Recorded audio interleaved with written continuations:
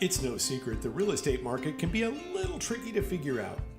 In the Oklahoma City area, you need the experts at the Earhart Group to guide you. We're one of the top-rated real estate teams in all of Oklahoma. We can help you buy, sell, and invest in real estate. And we've got a dedicated farm and ranch division too. The Earhart Group for all your Oklahoma real estate needs, and proud to be a sponsor of the SimTrax Racing Broadcast. For the finest in vinyl siding, rain gutters, overhangs, storm and replacement windows, even patios and decks, trust in the experts at Ultimate Siding and Gutters. In addition to being licensed and insured, our technicians are also friendly and courteous, performing hassle-free service and installation at affordable rates. Plus, we provide free estimates for commercial and residential structures. Our entire staff will exceed your expectations. For the ultimate in siding, gutters, and much more, call Ultimate Siding and Gutters today.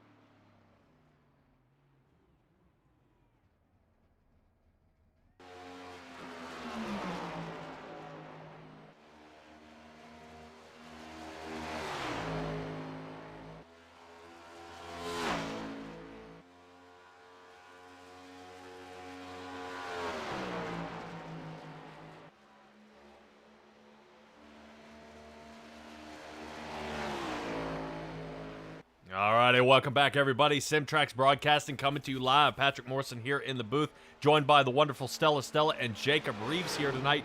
And we have got a great one lined up for you here with the Racing Revolution League. Charlotte Motor Speedway. This mile-and-a-half cookie-cutter track is not exactly what I would call a cookie-cutter, though, with that insane turn 4 exit tunnel turn, the right in front of the start-finish line, the double hump where most of the trouble happens, and we are running them here in the next-gen cars, and we are talking about this is going to be a blast. These guys are going to have such a hard time trying to find, different areas of where they can go, different lines that they can run, and really, guys trying to share the track is going to be at an all-time high of them having to work alongside each other. And Jacob, this is going to be really a dicey one already from, I guarantee, a lap 1. Yeah, it's going to be dicey all the way around here. I mean, you basically touched on it, Patrick. I mean, Charlotte Motor Speedway or Lowe's Motor Speedway for some people back in the day when Jimmy Johnson, this was his house. So, this track has got a lot of wear on it, and these guys are going to be begging for tires after so many laps. Probably about 20 laps, I'd say they're going to be eating, just screaming for tires, hopefully for a caution. That way they can pull in and get those tires and not have to worry about trying to go long. But it's all going to be about, in this race, in my opinion, Patrick, it's all going to be about who can make it go the longest. I don't think you're going to have to worry about those short runs, that you would see at some other tracks. This right here, I think this is going to go long. It's going to go green, and whoever can save their tires the best, that's going to be the guy that's going to win this race tonight. Yeah, 100%. And as you were talking before, let's take a look at the race here tonight. 200 laps. This is going to be obviously broken into 2 stages, at 50 and at 100. If there's a caution, probably within 5 laps of there, they're going to go ahead and call it. We're going to throw an extra set of tires down pit. Of course, no fast repair. The winner tonight, $25 in their pocket and another $25 to a random finishing driver out there. I'm interested to see how that's all going to play out, seeing how the random finishing driver ends up. They do have to finish the drive, and they have to be under power to win it there. But that $25 to win, a lot of drivers out there are calling Robert Rader to come for the win again. I can't imagine why. If you actually think of the margin of victory in the 2022 season number 1, where we actually kicked off when I was at 10-4, Robert Rader won that race by 21.3 seconds. It is the largest margin of victory that the Racing Revolution has had. And if you consider the amount of laps led, I believe were actually held by Ray Lane with over 130 laps led of a 200-lap race. And Rader passed him and ended up sending him farther to the back. But let's get to our starting grid as they get lined up here onto the track, where Trevor Earhart, none other than Ray Lane, starting in that front row, and Robert Rader with Edelman X Racing starting third next to Caleb Gilbert. And I got to admit, if you consider how that all-star race went with Robert Rader, Caleb Gilbert, and Jeremy Burns, they're right here all in the top 12, aside from Mr. Where is he? Jeffrey Israel. There he is. No, Israel's sitting 6th. Good Lord, I'm all mixed up. Tay McDonald sitting 5th, Jeffrey Israel 6th, James Loveland and Dylan Smoot will be starting in row number 4. Wayne Lowe will be 9th, Jacob Sirkovich 10th, Grant Thorpe and Jeremy Burns finishing out our 6th row. And we've got just a great field of cars here, and we've got a full one at that. Jackson Lomax, Nick Alves will be starting 13th and 14th next to John Fike. Take flight, here he is, starting 15th next to Michael Bennett in the Slurp Machine, starting 16th. Alice Forget 17th. Devin Hungens will be 18th. Brandon Richardson 19th. And on the outside of row number 10, looks like Blake Cook. He's going to be starting in the 4 machine there on the outside. Justice Murphy in the All About Bugs machine starting 21st with Kevin Orlando in the 27. And the Starry starting 22nd. So that's going to be bringing up Chris Schaefer in the 23rd position with Brandon Dunford 24. Rotate on back to the final clutch of our drivers, Trevor Keith, Kynan Jones. Hopefully Kynan's able to keep the 4 tires on the track here tonight. He's out there in the chat saying he's really not excited about this run here. Parker Johnston will be 27th with Nick Shell 28th. Joseph Joya 29th, and our final driver Looks like it's going to be Matthew Robinson, but I think Joya might have disconnected here, and that's going to drop us just short of those 30 drivers. But hopefully he is able to reconnect as we get underway here. It looks like Trevor Earhart and Ray Lane in that front row. Notice how they are running red, white, and blue schemes for some of these drivers out there, and we're going to see them get going here. Ray Lane, outside line. Can he hold it? It's going to be real tough right there. Trevor Earhart going to send it right here into turn number 1. Take Robert Rader right here with him. Ray Lane finally may be able to try to jump back down on the bottom of the racetrack, see if he can try to run that bottom line. And Patrick, this is something that we're going to see a lot of multi-groove racing here at Charlotte Motor Speedway. A lot of guys can run the top, a lot of guys can run the bottom. You're going to be able to save your tires a lot better on the bottom than you would the top because you're going to be carrying so much speed on the top, and it's just going to burn your tires up. But on the bottom, you're going to run a little bit slower, but you're going to be able to save those tires. So we're going to see if these guys is going to be able to pull it off. But right now, Trevor Earhart, Robert Rader, and Ray Lane, that's your top 3. Oh, yeah, looking really solid back here, but I believe we're already 3 wide back here with Wayne Lowe as the 77 machine of, looks like Grant Thorpe, not rocking the Tennessee paint here tonight. Looks like lemon heads is what it is. Yeah. Right there on the inside line. He's already moved up 3 positions in a matter of a couple of laps here, up to 8th position. Earhart still running it. Rader sitting 2nd. Ray Lane is 3rd. And, man, what an awesome job here by the Element X Racing team with Rader, Caleb Gilbert sitting 4th. Jeffrey Israel is 5th. And we're still looking to see if the man, Jeffrey Israel, can stay in that top 5 position because he's got a lot of work to do. Oof. A little lick to the wall there. Looks like, I believe, who is that? Is that Loveland? I think that might be, somebody's kind of popping the wall here. That might be Jacob Sirkovich. Yeah, big time bang up here. Because I got the number 2 car actually marching back here. Yeah, that's not 02, so that must be Mr. Sirkovich. Yeah, as we're trying to rotate on through, trying to figure out who that driver is. We have a mismatched number here. Yeah, because you've got 18 in the tower. Joseph Joya was able to reconnect. That is the driver who was unfortunately a lap down, marching way back here. He was able to reconnect. Dang. All right. 3 wide right here going into 1. Fike was on the bottom and shoved straight up into what looked like Jackson Lomax. Or that might have been actually Brendan Richardson. Got stuck 3 wide going into turn 1, and that's going to see, and you're going to see that a lot as well with these guys running these multi-grooves, Patrick. They're going to be able to run 3 wide, but we've already talked about this track being real tight, especially coming off of turn 4. These guys might actually start pushing up into one another, but they got real tight going into turn 1. Almost had a very big wreck right here earlier. Yeah, already Jackson Lomax may have gotten the worst of that as he drops down 10 positions all the way to 23rd. And you got to admit, when you get in a situation like that or that far back, taking a look, you see that sea of cars. He's just got so far to go. And really, it's no fault of his own, just bad placement where he was on the track. And he's just going to have to fight his way back to the front. But I know you've raced with him over at the Doghouse Racing League. Jackson Lomax is not one to give up. He's going to fight it out here, but we go. Somebody's spinning out. Wow, that'd be John Fike. John Fike gets spun. I believe he might have got tagged. I'll have to go back and look on that and see if he got tagged. But I know that he took a hard lick, knocked the whole front bumper off his car. Oh. Yeah, John Fike might be destroyed here. That is not looking good as we come to our first caution of the night here at lap 8. Wow. Yeah, he did lose the front end there, didn't he? Yeah, this track actually is the why they have the heights and overhangs that they do on to keep the debris out of the stands. They lost several people watching the race, so they took the fences from 15 feet high with a 3-foot overhang to 21 feet high with a 6-foot overhang, just to try to help keep the debris from going out.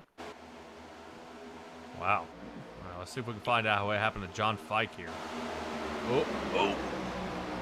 Yeah, it'd be Justin Murphy right there behind John Fike. And Fike was trying to squeeze into that hole right there between Justin Murphy and Alex Forget, just trying to see if he could slide in there, and he just didn't have enough room. And I mean, nothing for Justin Murphy to be able to do other than try to check up. But as quick as they're making these moves right here, Patrick, wow, big hit right there for John Fike. That's going to be, that might be a meatball flag right there. But, I mean, Justin Murphy, I mean, there was nothing that he could do. It was either, I mean, even if he tried to get out of the gas, honestly, I don't think that would have saved John Fike right there.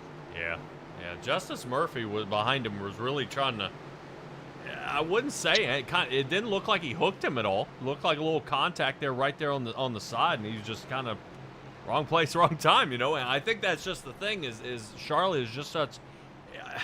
It's not a completely skinny track. These guys can't race 3 wide, but the pressure it puts on the driver to maintain. The car gets a little loose. The guy in the middle's got to get ready for the bump, the hit. The guy on the outside's trying to, skate off the wall. It's just there's so little room for error here, and that really I enjoy Charlotte. Charlotte's one of my favorite tracks. There's just so much that can happen between pit strategy, between speed, between how you set up the car, if you're fatigued, this race is going to be the one to test your endurance. I mean, just so many different opportunities here in Charlotte. And when you were talking about it being a worn track before, as we can see it kind of breaking up there on the high side as well, I would be almost heartbroken to see this track get repaved and redone. I believe, Stella, if I'm not mistaken, this track I thought had a sinkhole somewhere around 3 and 4, if I'm thinking right. It had in 2010, I think they had a 35 by 75 foot sinkhole. Yeah, I mean, it was so. Big enough to put equipment in too, but it didn't bother the racing surface. What you're looking at there is 2006 was the last time they repaved this thing.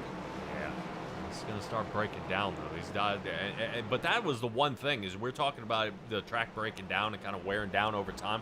I believe this track is open over almost 300 days out of the year, while some of the other ones are struggling just to keep the doors open. Oh yeah, they've got everything. They've got concerts here. But they've got not just the quad oval, but they've got a roval on this one. They've got all kinds of. They have a dragway. They have a dirt track. They have a short oval. They have made the most of their 2,000 acres. That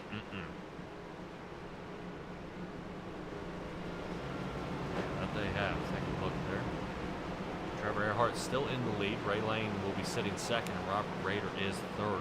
The top 4 are unchanged here on the track from their original starting positions. Jeffrey Israel was able to overtake Tay McDonald to get that top 5 spot.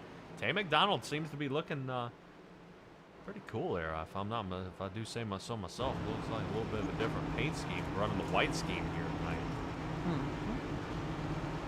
Yeah, we see a lot of red, white, and blues. Maybe this is for their Memorial Day. Yeah, especially looks like he's rocking on vet to track out there. Yeah, have no fear. We're still doing the choose cone rule here, so he's weaving off the track on purpose. Yeah, and this choose cone tonight is basically by the time you get to the S and P of Speedway, there where Charlotte Motor Speedway, you'd better have 4 tires on one side or the other.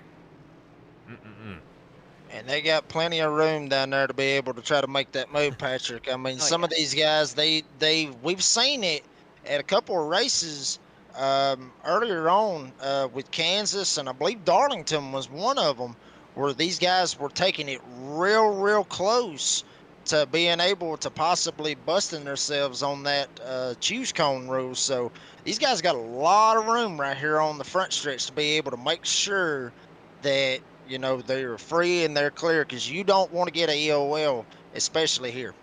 Yeah. Well, it's also kind of noting that no excuse. You've got room to do it, so do not hit that box, because nothing worse than getting an EOL penalty for the upcoming race, which is, boy, I would not want to end up in the back at that race. That race actually being, if I am not mistaken, Gateway. Yeah, I thought a Gateway. That's what I thought for the All About Bugs 120. I think you could serve it here, if it happens. If you call it out and you say you messed up. All right, Trevor Earhart getting away here. Ray Lane sitting second, and Rader trying to see if he can throw it through enough gears here to keep that nose on the inside of Ray Lane, and he does. Looks like he might be able to come back and get that second position. He's got to be careful on these tires to try to make them last, because very, very difficult not to. Let's rotate back where Jeremy Burns, the mountain man, is sitting 14th. He's got a lot of work to do here in the back, but man, is he in a nasty position. Right now, so many drivers shuffling here in front of him, especially Nick Alves, and I believe that's Michael Bennett around him. Seems almost all drivers from Performance Motorsports, aside from Matthew Robinson, are really sitting here in the 11, 12, and 14 positions here in the front. But it looks like, yeah, there we go. Michael Bennett and Jacob Sirkovich, two slurp machines side by side. There you go. Yeah, one after the other. Alice Forget sitting in the 14th spot, and Brandon Richardson, not too bad there out of him. He's working his way up 3 positions already here in the race. Already served about three or four caution laps there as we get back underway here for the 200 lap SimTrax Broadcasting 300 here.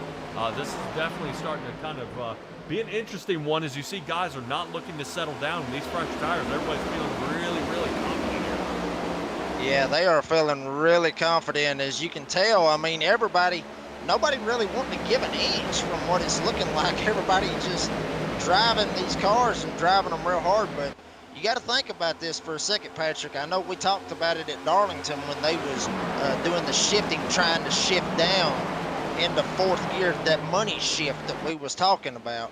These guys might actually be trying that going off of these corners, but what you got to worry about is if they're doing that money shift and they're just burning their tires up more and more and more. And with this track wore out, much like Darlington, this track right here, very, very wore out. It's going to get really slick on these guys. I know that the track temp is not jacked up to around maybe 110 degrees, somewhere in that range. Last I looked, it was about 85 degrees. So that's actually very cool for a race here at Charlotte with the sun going down as it is.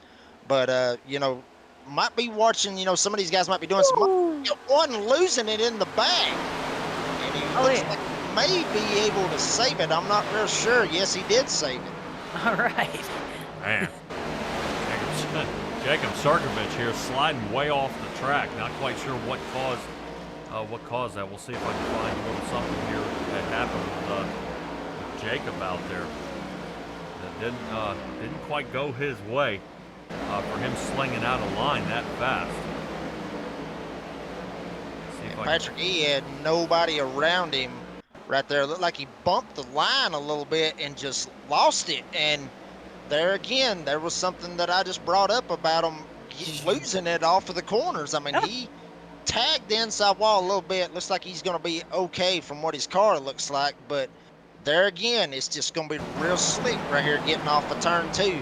And turn 4 is real slick as well, but it's more likely for these guys to be pushing up and getting tight off of turn 4. That drops Sirkovich all the way down to the 29th position. The only person behind him is John Fike, who has taken it to the garage here tonight. Definitely a lot of damage for him. I hate to see it. He only made it 7 laps before his car got obliterated.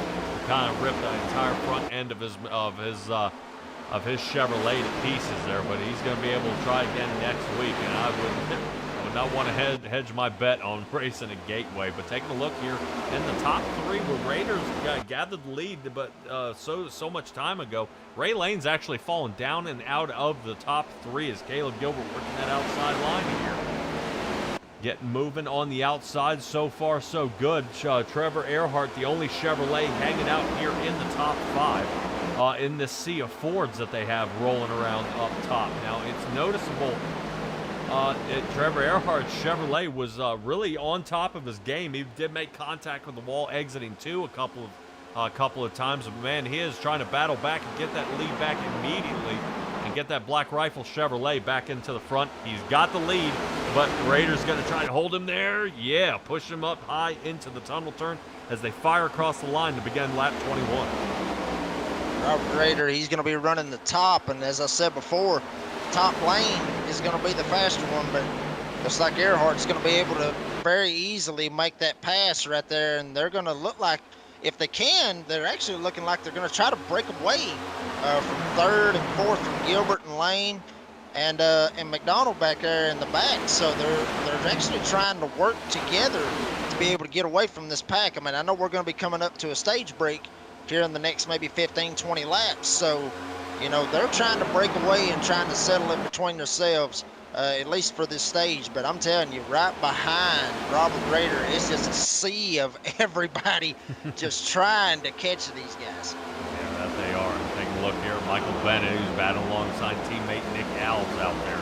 As Grant Thorpe is broken away, Michael Bennett's got a good amount of time.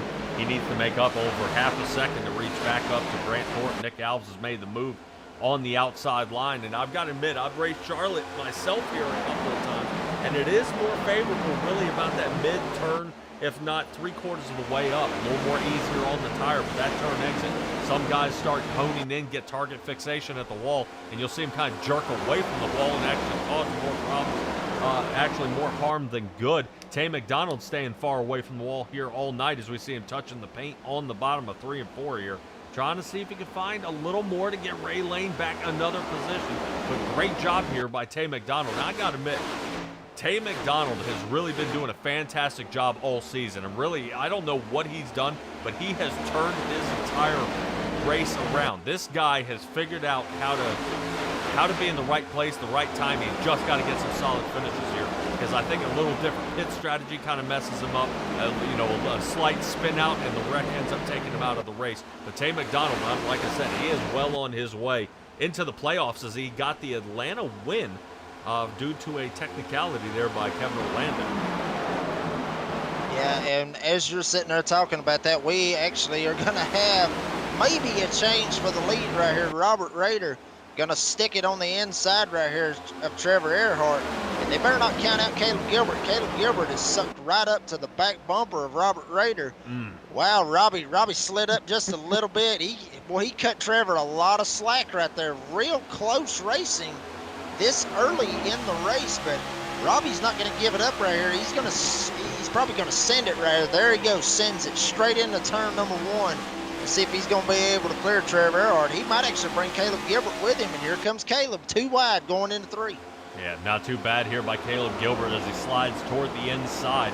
Trevor Earhart still hung up top between 3 and 4, but Rader might actually let off the gas there a little bit, jam Earhart up as they fire out of 4 here, and it looks like Caleb Gilbert still looking for a slight peak here on the inside, but Trevor Earhart still able to hold the outside line. Remember what I was talking about before? Outside line will be able to carry a lot more speed, but Earhart trying his best as that turn exit speed is going to show right here as he fires down the backstretch.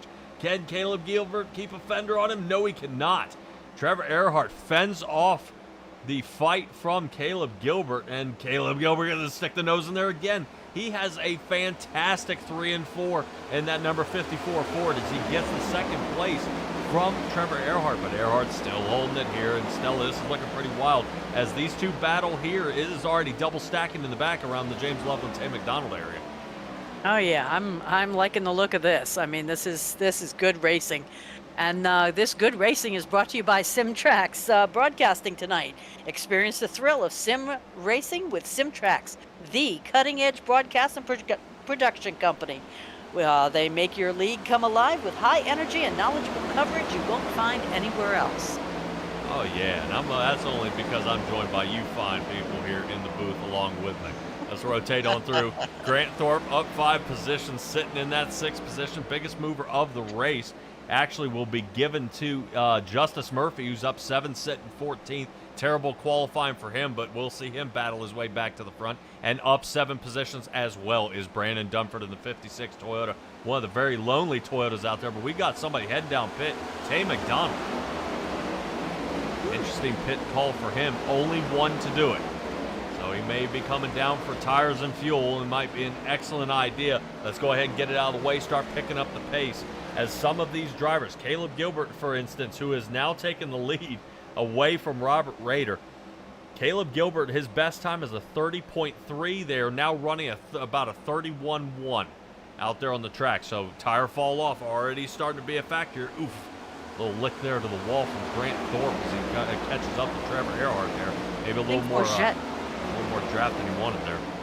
I think that was Forget that just hit the pits. Yes. Yep, Alex Forget going in. And that was another guy that I was actually going to talk to you about, Patrick. What was very weird for Alex Forget is usually we see him actually qualify closer, I guess you could say, to the front. I mean, not where he's actually qualified. He qualified this race 17th.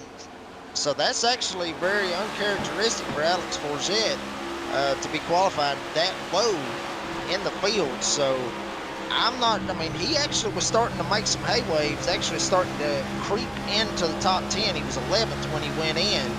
So, that's very uncharacteristic for Alex Forget to be that low in the starting order, but I would not count him out because we've seen what he's able to do so far this season, and I've got a feeling he's going to be one of the players at the end of this. Absolutely, and we're taking a look at Grant Thorpe racing alongside Trevor Earhart there. Fantastic moving. I didn't know if you guys noticed. Try to get the best camera angles for these two guys dooring each other there, heading through the turn. Looks like Grant Thorpe may have fried these tires off, and I guarantee you right now he's getting ready to have a conversation with his crew chief about tires. As James Loveland on the outside of him, he is trying to get into the top 5. 02 machine, yes he is. Let's see if he can hold it here. Oh man, this pit for Ray Lane and Robert Rader. Jeffrey Israel coming down as well. That moves Earhart back into the lead with Nick Alves at the highest place he's been here tonight, up 12 positions, now sitting second. So what ends up happening is the Performance Motorsports and Tire Slaying Racing remain out onto the track. How long will they hold out? We'll have to see as we come to lap 34. Now, almost into 35 here. Really, how does this stack up? Do you hang out there longer? Do you pit sooner? I mean, this is, I don't know, man, but they've got to come up with an idea. Earhart, Loveland, Murphy, Burns. Dylan Smoot coming down as well. All right, pit road starting to heat up. Nick Alves going to be able to go out there and get himself a lead lap here. Grant Thorpe is over half a second behind him here, so he's got at least he gets the lead for a little while with nobody really pressing him here. But as the field starts to separate, guys start pitting to come back out, this might be a really wild race. Yeah, but I will say this, as close as they are, here goes Nick Alves going into pit as well. Grant Thorpe's going to be able to stay out, try to get him a lap lead, but right now with this stage coming up, you don't want to stay out there that long. I mean, granted, these tires, like we've said before, there is a lot of fall off here at Charlotte, especially in these next gen cars, but you don't want to stay out there too long because if you do, you're not going to have enough time to be able to catch back up to the leaders. Last lap time for Grant Thorpe being at a 31.6. His best time is the 30.3. How long is he going to hang out there? One more lap. So the fuel calculator has determined that he has enough to continue. So one more lap for Grant Thorpe. Kevin Orlando sitting second. That moves Trevor Keith into the third position as Wayne Lowe, Blake Cook, Nick Alves, Michael Bennett, guys are still working their way in and out of pit here. This is starting to really get interesting at the strategies. I would say, fortunately, there's more than one stage here. So if this doesn't work, they'll be able to try it one more time. But ever creeping up is those stage points, and they have got to really kind of take that into effect. And really into account here when it comes into playoffs. They've got to make sure they've got enough points heading into the playoffs, because it results in not needing a win. And if you remember from last year, Stella, that's kind of what we saw, is a couple of drivers having to really squeak in by points, and not just points, but playoff points to continue on through the sections, the round of 12. Oh yeah, it was definitely a war of attrition, as you'd like to say on that. But I'll tell you, out in the chat, we've got a lot of activity. Terry Earhart's here tonight. We've got several people here rooting on Alex Forget. And Timmy Ray is here, and he actually has a question for you. He wants to know whether the drivers can pick their own air pressure on the tires. No, unfortunately, this is a fixed setup league, so they can kind of trick it out a little bit. You can make the adjustments of like when to pit or things like that. You can change your brake bias, but with it being a fixed setup, this is driver against driver battle. This isn't like Jacob Reeves and over there at Doghouse, where it's full adjustability. So the guys who put in the time and the guys who haven't. This being all fixed setup. Whoa, hold on a second. Got a little trouble here around the Kynan Jones area as we're taking a peek at him. No issue he's having. I think just guys with new tires here, and he's getting smashed up. Boy, yeah, he's having to check out of that one, as Kynan Jones, last time he pit was back lap 8. Jackson Lomax was on lap 8, and so was Chris Schaefer All these guys who are sitting 1, 2, and 3 right now all pit on lap 8, and they've got plenty of time as they lead the rest of this field by at least 22.5 seconds. Kynan Jones sitting second, Schaefer and Lomax. Lomax working his way down. Only 10 laps before this stage, and really appreciate everybody out there in the chat joining alongside. Don't forget to like and subscribe to any platform. I'm on all of them out there, definitely YouTube, Facebook, and Twitch that I send to. I think we do a couple TikToks here and there. We've tried our hand at that. That may give you guys a couple good laughs out there with some of these races that we see out here. Guys kind of wrecking each other to pieces. We'll all have a little surprise for Mr. Justice Murphy in here in a few races, for sure. Stella knows exactly what I'm talking about, but we'll leave that as a little Easter egg for next race. Let's get back onto the track here. Kynan Jones working his way down pit. Meaning Chris Schaefer, the only driver to pit on lap 8 remaining out there, which means Caleb Gilbert and Alex Forget, you were talking about him actually returning. He will end up being into the second position as soon as Schaefer decides to check out of this. So he's going to try. Really great to see him push his way out front. But I've got to admit, Alex Forget did not have a short pit time. Mr. Caleb Gilbert did, so that is what the difference is in the separation between these two. Now, could it pay off? Alex Forget right now, does he put the hammer down and change tires during the stage? That is something. That is the big question right now, but possibly this could be the chance for Alex Forget to show what he's got here at Charlotte. Yeah, and Patrick, I mean, these guys, they had 7 tires laying in the pits when they started, so they got to be able to watch their tires. Wow. Oh, man, Alex Forget getting a little bit loose. But you think about it, where Alex Forget was at the start of this pit cycle, he was actually back there around where Nick Alves, Jeffrey Israel, Jeremy Burns, back there around the 9th to 11th, somewhere around in that area. He was clogged up back there, but he actually went down before a lot of these guys went down, before Trevor Earhart, Ray Lane, Justin Murphy, all these guys. He went down before these guys to get those fresh tires. So that little bit of time that he was able to go down, get his tires, and get out of there, that right there is what's got him sitting second right here. Now, I don't know if he's going to be able to catch Caleb Gilbert. We'll find out right here in the next 5 laps. But that right there was a very strategic call for him to be able to try to pull that off. As you see, Robert Rader's getting past Alex Forget right now. Yeah, Alex Forget seeming to work his way around the track. No harm, no foul. He's going to kind of hang back a little bit. But, man, don't you start sweating now, Alex. We're not even in the first stage yet, brother. We're almost a quarter of the way through this race. A lot of racing left to do. Man, he has been battling that car out here all night. So maybe a different style or a different kind of setup in the pits if he had taken right-side tires. Maybe see if it tries to tighten that race car up for him a little bit.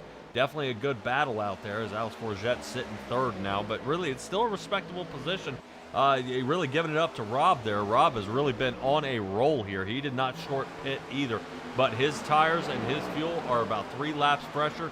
Rader's been running about another tenth, if not 2/10 a lap faster than Alex Forget. So now is where you kind of weigh your options. Guys waiting a little later to pit, guys waiting a little more. So really when you start coming to the stage caution and you weigh your options, you've got to start thinking, all right, well, here's the key to success. Guys who pit on lap 32 or 33. So Alex Forget, yes, he now has position into the front, but now he's got to wait longer on his pit in stage 2 would be the call I'd assume he's going to have to make here. Yeah, but honestly right here, with these guys having a stage 1, a stage 2, and obviously the final stage, some of these guys might actually be using that first stage like Alex Forget when he went in early. They may be sitting there planning for later on. Granted, Alex Forget probably done that right there for the stage points to be able to get those needed stage points that we talk about so much in the Revolution Racing. But with that, he's planning ahead. He's planning for later on in the race. What will happen later on if I pit early? Am I going to be able to run with these guys? So they're still learning what they're doing basically for this first stage, and they may still be trying to do it for the second stage at the same time, still trying to get those stage points. But honestly, I think that's what this first stage and the second stage is all about, learning what everybody else is going to be doing out there on the track to be able to see what they can do later on in the race when it really counts. Yeah, taking a look at the judge out there, Justice Murphy sitting third now, puts Alice Forget behind him with only 1 lap left to go. Remember, they have to complete lap 50, and then the top 10 cars have to pass that line, and that'll mark our first stage caution here, and then away we go. So the judge, Justice Murphy, getting his way out, sitting third. Caleb Gilbert and Robert Rader will be 1 and 2. You can see Justice kind of hanging back now, realizing everything may be A-okay, and he's not having to really press it as much, because right now Alice Forget under fire by Trevor Earhart, as Earhart trying to come back from a little bit of trouble he had out actually down pit road. It was at least a second longer than everybody else, and a little track trouble, as Earhart is able to fight his way back into fourth. Terry, don't get on the edge of your seat yet. Trevor's got plenty of race to make up. Yeah, and that will take us to the stage break right there. So that was real good racing. Aside from the first caution that we had, just a little bit of tight racing. It was just one of those racing incidents. But all the way from there, all the way to right here at lap 50, some good hard racing, and it looked like that everybody was showing a lot of respect, honestly, Patrick, right there for this first stage. So we'll see if that carries over to the second stage and obviously the final stage. Yeah, I always find stages end up being kind of a feel-out process. You know, how guys are going to pit, what they're going to do next, and then they kind of hang it back there a little bit. You know, you figure out what guys do stage 1, you change up for stage 2. You know, you figure out what they do on stage 2. That last 100 laps, I think, is going to be where we're going to find, you know, kind of what separates the men from the boys here, is guys knowing how each other pit, knowing how they race, who survived the first 100 laps, and then it's going to be, you know, kind of going to everybody's throat in the final 100. Uh-oh. What in the world? Yeah, James Loveland looked like something happened there. Looked like he hit the brakes and it slid him up the track. Wow. What? He's got mechanical issues. Yeah, I'm hoping nothing That's too bizarre. bad wrecked him out here. He's got to hurry up and get down pit. Look at everybody kind of waiting on him here. Wonder what happened here. Hold on a second. Let me see what happened to James Loveland here. This may be kind of dumb. Yeah, Patrick, from what it looks like he just caught that apron for some reason. I don't know why James Loveland was running that in that particular area. Granted, he might have been trying to go down to the apron because obviously everybody's getting ready to pit, but you just brought it up. Everybody's having to wait on him because they don't want to get a black flag for passing under yellow. That is a thing on iRacing where if you pass somebody going into pits that you're not supposed to, obviously under caution, that will give you a black flag. And if I'm not mistaken, passing under yellow would be a 30-second hold, I believe, going into pits. So that's going to be really tricky on that. So that's why you see everybody checking up and not just driving by him, just going straight into pits. Everybody had to wait up because they don't want to get that black flag, especially this early in the race. They might be able to capitalize on it later on and be able to come back from it, but they don't want to put themselves in that situation if they have to. I would say a good league and a good race control would look at that, and you know, if I were a fellow driver, I would protest. Man, this guy just broke loose and smacked the wall under caution. What do you want me to do here, man? You know, Yeah. Throw a guy a bone. You know, right now pit strategy means everything, and if I'm having to hold back 15 seconds for a little folly out there, you know, I may lose positions. I may have been able to short pit during this stage break here and slide up 10 positions. I mean, right now I'm not gonna stop. And I think one of that actually happened out there. I believe it was Mr. Kevin Orlando, and that's what ended up happening for the Atlanta race. Is he pit and passed under caution because somebody else wrecked, and he was not going to wait up for him, and ended up heading down pit road, and that's what ended up throwing the race for him, which is a real heartbreaker. But you want to talk about on the move is 18 positions gained, Justice Murphy. I mean, up 3, you know, up sitting third. This is awesome. Caleb Gilbert's moved up 3, Raiders moved up 1, Justice Murphy up 18. Now Earhart's lost 3, Israel's moved up 1 to 5th, Ray Lane down 4 to 6th, down 2, Tay McDonald to 7th, Nick Alves has gained 6. Alice Forget up 9. Well, up 8 in the 9th. And the mountain man, Jeremy Burns, he's up 2 to round out our top 10. Not too bad from some of these drivers. Do want to give a shout out to Parker Johnson, who's sitting 15. And Parker Johnston has moved up 12 positions to at least break into the top half of the field. Drivers who have taken it to the garage, John Fike and Devin Hudgens. We want to give a hats off to Joseph Joy out there, trying to see if he can come back from this race, but he's got some laps to make up here in that number 2 machine, and that was the car we saw kind of fumbling around there at the beginning of the race. If there's a caution, he'll be the lucky dog around, be able to get back onto the lead lap and be able to try again, as his race has been definitely thrown here at the beginning. I think we got a little trouble from Tynan here. He's back down pit road. He is So does that mean stage cautions don't have lucky dogs? No. Okay. No, stage caution, you do not get the wave around. So Okay. Kynan Jones back down pit for another 6-second stop. I would wonder if this is a slight splash of fuel and go. That might be a little pit strategy here. He's going to start from the back and try to see if he can fight his way back to the front. And he may actually be gambling on a caution here. It's Well, very possible. It's yeah. very possible. Go ahead. It Go ahead. it happens a lot when these guys come in and get those new tires, and all of a sudden they're slip sliding away. So it's a good gamble. I like the call. I like the call. I mean, it's not against it. If you're already in the back, you got to switch it up. You got to do something different because what you're doing ain't working. You know, I mean, that's all I can. The easiest way you can say it, you know, because if you were having a dismal night, you know, things just aren't going your way. You can't seem to get a break. You're trying to get, you know, farther into the front of this pack. You've got to switch it up. And the best way to do it is to head down pit and do something different. All right, let's get this one back underway. As Caleb Gilbert and Raider have taken the inside line, putting the judge Justice Murphy on the outside. Oh man, we're already getting problems here in the back.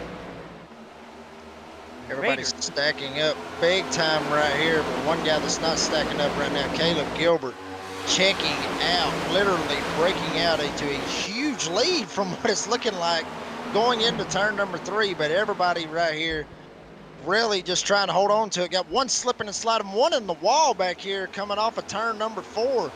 3 wide right here in front of James Loveland. Everybody just trying to see if they can get around some of those guys that about lost it. Yeah, and definitely trying to, and the new tires, I think that's starting to get it kind of be a little bit of a factor here. As the rubber laying down is tacking up, the tires are cold and slick, and it's just not a great combination. But we're watching James Loveland fight his way back up, 20th position, and now on the inside here of Grant Thorpe. Thorpe riding a little bit higher here. He's feeling pretty confident of how his tires are going around the track. Nice little shot there of the tower. As we move on through, it looks like Grant Thorpe, 77 machine, down 8-19. So a lot of fast drivers we're used to seeing up front having a battle through the field if they can to get back to the front here. But yeah, you were talking earlier about Caleb Gilbert out to over a 3/4 second lead. As we take a look, I believe that is Matthew Robinson. I believe so. Yeah, way loose coming out of 2, slides back to the inside, back to the infield here. And it's one thing about these next-gen cars, they dart. They're very, very darty. You know, a little more, too much input on the steering wheel. These things will, you know, shoot across the track, and there's no real way to kind of soften that up. The steering ratio doesn't really change that at all. But, you know, they've got to be super careful. So when these guys get loose, you can't turn them like the old school cars, like the Xfinities, if I'm not mistaken here, Jacob. Correct me if I'm wrong. But if you're, you know, you try to turn into a spin. If you turn it too much, these cars will grab traction and launch you the wrong way. Yeah, you are absolutely correct. Basically, what these next-gen cars have a steering pinion. They actually don't have a steering ratio. It's called a steering pinion. And what it is, I mean, it's basically real tight on the steering wheel. Basically, I mean, you could barely even turn it, and it's going to turn. Whereas in the Xfinity car, that I run every week in officials, basically it has a steering ratio, so you're able to have a little bit more give in that particular steering wheel or steering ratio. You got a little bit more give in it to be able to turn it and not have to, you know, jerk it one way or whichever way, shape, or form. you're able to control the car a little bit better. These guys right here running with this steering pinion in the next gen cars, very, very tight steering box. So these guys are really holding on to it, driving it the best they can, but with that tight steering box, you got to watch some of these guys that are not used to it, which obviously they are. They've been racing, with the Racing Revolution for a while. These guys, when they turn that wheel, they're just scrubbing that right front tire just a little bit more, and they're just burning that right front just more and more and more. And that's what creates tight instances, which we've seen off 4 and some of them off of turn 2. But, I mean, it's give or take. It's both ways with that steering pinion. As we're taking a look here at the 14 Ford of Michael Bennett, Rocket League aficionado here, trying to see how well he can do. He has raced plenty of NIS races and official races here in the next gens and in in iRacing itself, so plenty of practice here for Michael Bennett, and it's showing that it's actually making him improve a lot here as we see him moving up 7, now 8 positions as he flies around Wayne Lowe, and he's able to work his way farther into the top 10 here, so not too bad here by Michael Bennett. This is definitely not Rocket League for him, but he is continuing on here, looking to see if he can find a little more space, as Nick Alves is hoping to fly along with him there, but Nick Alves falling off pace here a good little bit, Stella. And you think Nick Alves is just kind of hanging back here for the first part of this stage? Well, I don't know. I think he got a taste of the front. Some guys do well when they're up there. Some guys suddenly go, oh, I'm up front. So his comfort zone, I'd say, is in the 5 to 7 range. So I expect to see him back up there pretty soon. Right now, Nick Alves sitting in that 10th position. Ooh, man. Wayne Lowe is getting way loose out here. Definitely hate to see that. Wayne Lowe's been in a lot of trouble the past couple of races, kind of getting smashed to pieces.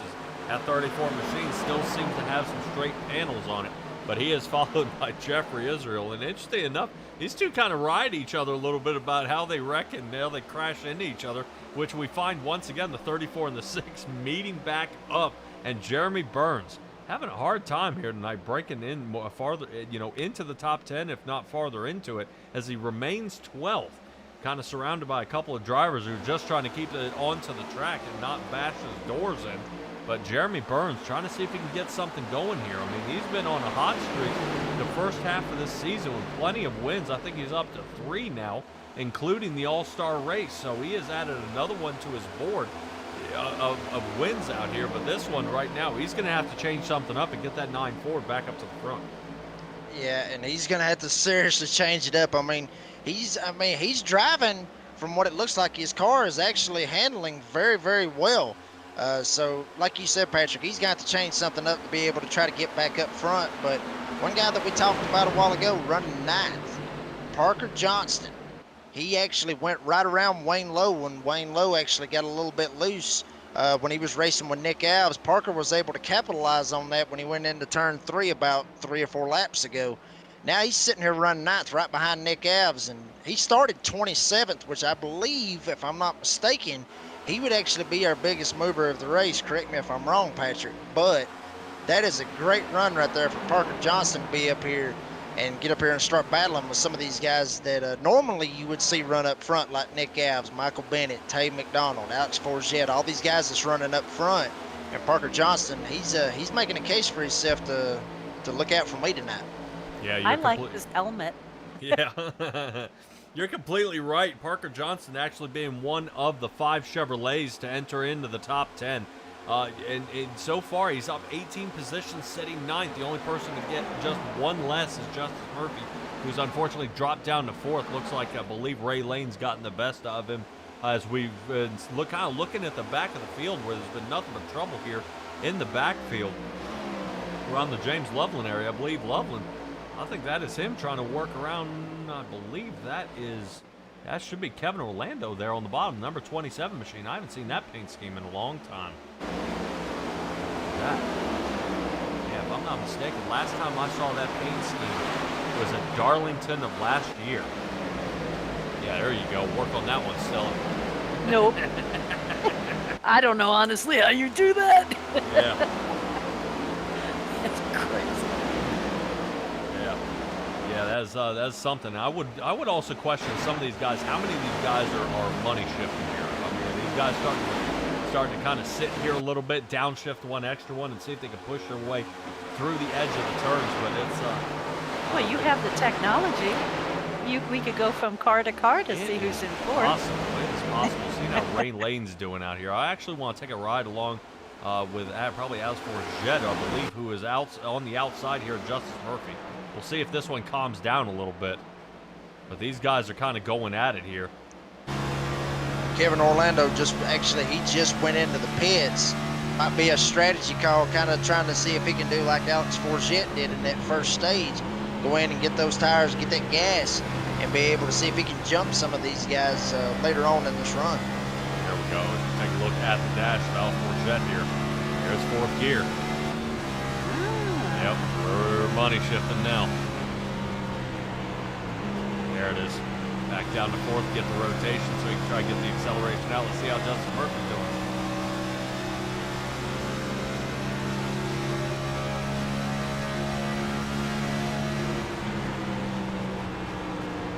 I think he's full out. He might be trying to go for the long run here. Staying in one gear. So different strategies, but Justice Murphy able to overcome Alex Forget to get fourth position back. And Justice Murphy, honestly, Patrick, I mean, we talk about, some of these guys that's able to battle back from adversity that's happened earlier in this race. For those of y'all that are just joining us, Justice Murphy, he was actually involved in the one caution that we had. I mean, granted, we had a stage break at lap 50, but Justice Murphy was actually involved with Fike that got up into that little bit of caution that we had on lap 7. So he's actually been able to battle back from that little bit of tangle up that he had, got stuck back there in the back. Now Murphy, here he is running fourth. So, big move right here for Murphy to be able to get up here and race with some of these guys. See if he can get a hold of Ray Lane right here. Absolutely, and taking a look actually at somebody else who's kind of rocking on through. Tay McDonald, he's up into the 5th position. But I would say these places are kind of tentative right now. Remember, we had a driver that was out really far. Caleb Gilbert decided to come down middle lap 73. He's him working his way onto the track, trying to get some speed back underneath the hood. We're trying to run these guys back down. Caleb Gilbert, I believe, was one of the first guys to start working his way down. Kevin Orlando actually was on lap 71. Trevor Keith was on 72, and Wayne Lowe and Caleb Gilbert were on 73, but starting to heat up a bit again. Forget, Tynan, Jones, looks like Christopher Schaefer, Tay McDonald are on their way down. So a lot of drivers right now kind of saying, all right, we got to hit our mark. And I'm starting to wonder if the guys who are doing that 32, 33 lap mark for pitting, are they trying to do the exact same thing? And now these other guys are hanging out a little longer than they were before. Well, see, that's what I was curious, because initially Jacob was saying we'll see him coming in, in the 20s, and these guys went all the way to the 30s, and now they're back to that 20-something laps before they're coming in. So what's happened? Well, I mean, honestly, I think what it was like I said earlier, they probably used that stage 1 to get a feel to be able to try to go, longer into this race, possibly for stage 2. Either that, or from what it looked like, seeing for Alex Forget, he done it basically from what it looked like just to get up there and just get some stage points. So, I mean, everybody, either that or they might be trying to throw off their competition. I mean, honestly, some of them might pit, around the lap 30, 32 mark, somewhere in that range. And then this next time around, they might go 10 laps and say, screw it, I'm just going to go in and pit and just try to completely throw off the whole competition. I mean, that's the thing about this Racing Revolution League that I've been able to see for the short time I've been here, is everybody's just trying to throw everybody off to be able to just try to capitalize for themselves. Yeah. Just called strategy. A lot of strategy and a lot of driving skill, I got to admit. These guys race so close. I mean, this is a fantastic, competition that we're seeing here. These guys are racing side by side. They're pushing each other. Guys are getting close. pushing, finding their different route. Look at Caleb Gilbert lost through there. Man. Yeah, sorry. Caleb Gilbert right now sitting in that 16th position, seeing if he can fight on through. Jeffrey Israel is down pit. Caleb Gilbert continuing on here, seeing if he can fight his way through. He's back up to 15th. Now, I've got to say, Caleb Gilbert, when he had that lead, how far can he stretch it? This is definitely an awesome job here. He's the first driver that's going to be a lap down. James Loveland will be next. Loveland had some problems there on the caution. As Caleb Gilbert continues his role here, this is quite an impressive show he's putting on here. The rest of these guys out here on the track have got to figure out really where's that pit stall time. I figured we would probably be in the 82 to 85 range before we saw guys pit, and so many more are pitting actually on that lap 70 mark. Yeah, but if you think about it, you got some of these guys like Caleb Gilbert. Obviously, if a caution was to come out, he would get the lucky dog. But, Robert Rader, he might actually be trying to play some kind of strategy, thinking that maybe, and I don't want to say it, I'm probably going to say it, and I hope I don't screw us right here, but a lot of these guys, Tay McDonald, Kevin Orlando, James Loveland, Forget, Caleb Gilbert, all these guys that have pitted, they might be seeing if there might be a caution happen somewhere in this stage and be able to trap those guys a lap down. Either that, or they just going to try to take the wave around and be able to get back out there, but they're going to be on old tires. So that might be what some of these guys is thinking, to probably try to see if they can trap some of these guys a lap down, see if we can get that unexpected caution. Yeah, that would actually flip the race kind of on its lid here. Of everybody who had been leading get wiped out. We've had multiple races go like that before, where somebody does get kind of put in the back. I would say driver, I want to know where Kynan Jones ended up. Kynan Jones right now sitting 23rd. Back here, he pit back on lap 75. I was hoping with that extra splash of fuel, that may be something he was waiting on. Trevor Earhart working his way down. The fuel calculator of Grant Thorpe still sitting out there in first. Brandon Dunford going to follow up with that, sitting second, and Blake Cook, high spot for him here tonight, sitting third with Jackson Lomax way off pace behind him, about another 5.5 seconds. And Jackson Lomax has got to be thinking tires here. He last pit on 52, which the top four are the last of our holdouts: Thorpe, Dunford, Cook, and Lomax. And it's interesting to see, with only 85 laps into this one, kind of how multiple drivers are trying different strategies here. And here he comes, Jackson Lomax on his way down. So now the top three remain out: Thorpe, Dunford, and Cook. But some of these guys, it's interesting to see, how Grant Thorpe able to hang it out here, man. He is rocking it here tonight, and I'm interested to see if Grant Thorpe can, get himself a top 5 finish. But this track is not nice. I mean, I know they call it the Lady in Black, the track that's too tough to tame, but this track is not nice to anybody. I mean, other than what I would assume is Jimmy Johnson at 48 and the T-Rex car of Jeff Gordon. Oh yeah. Yep.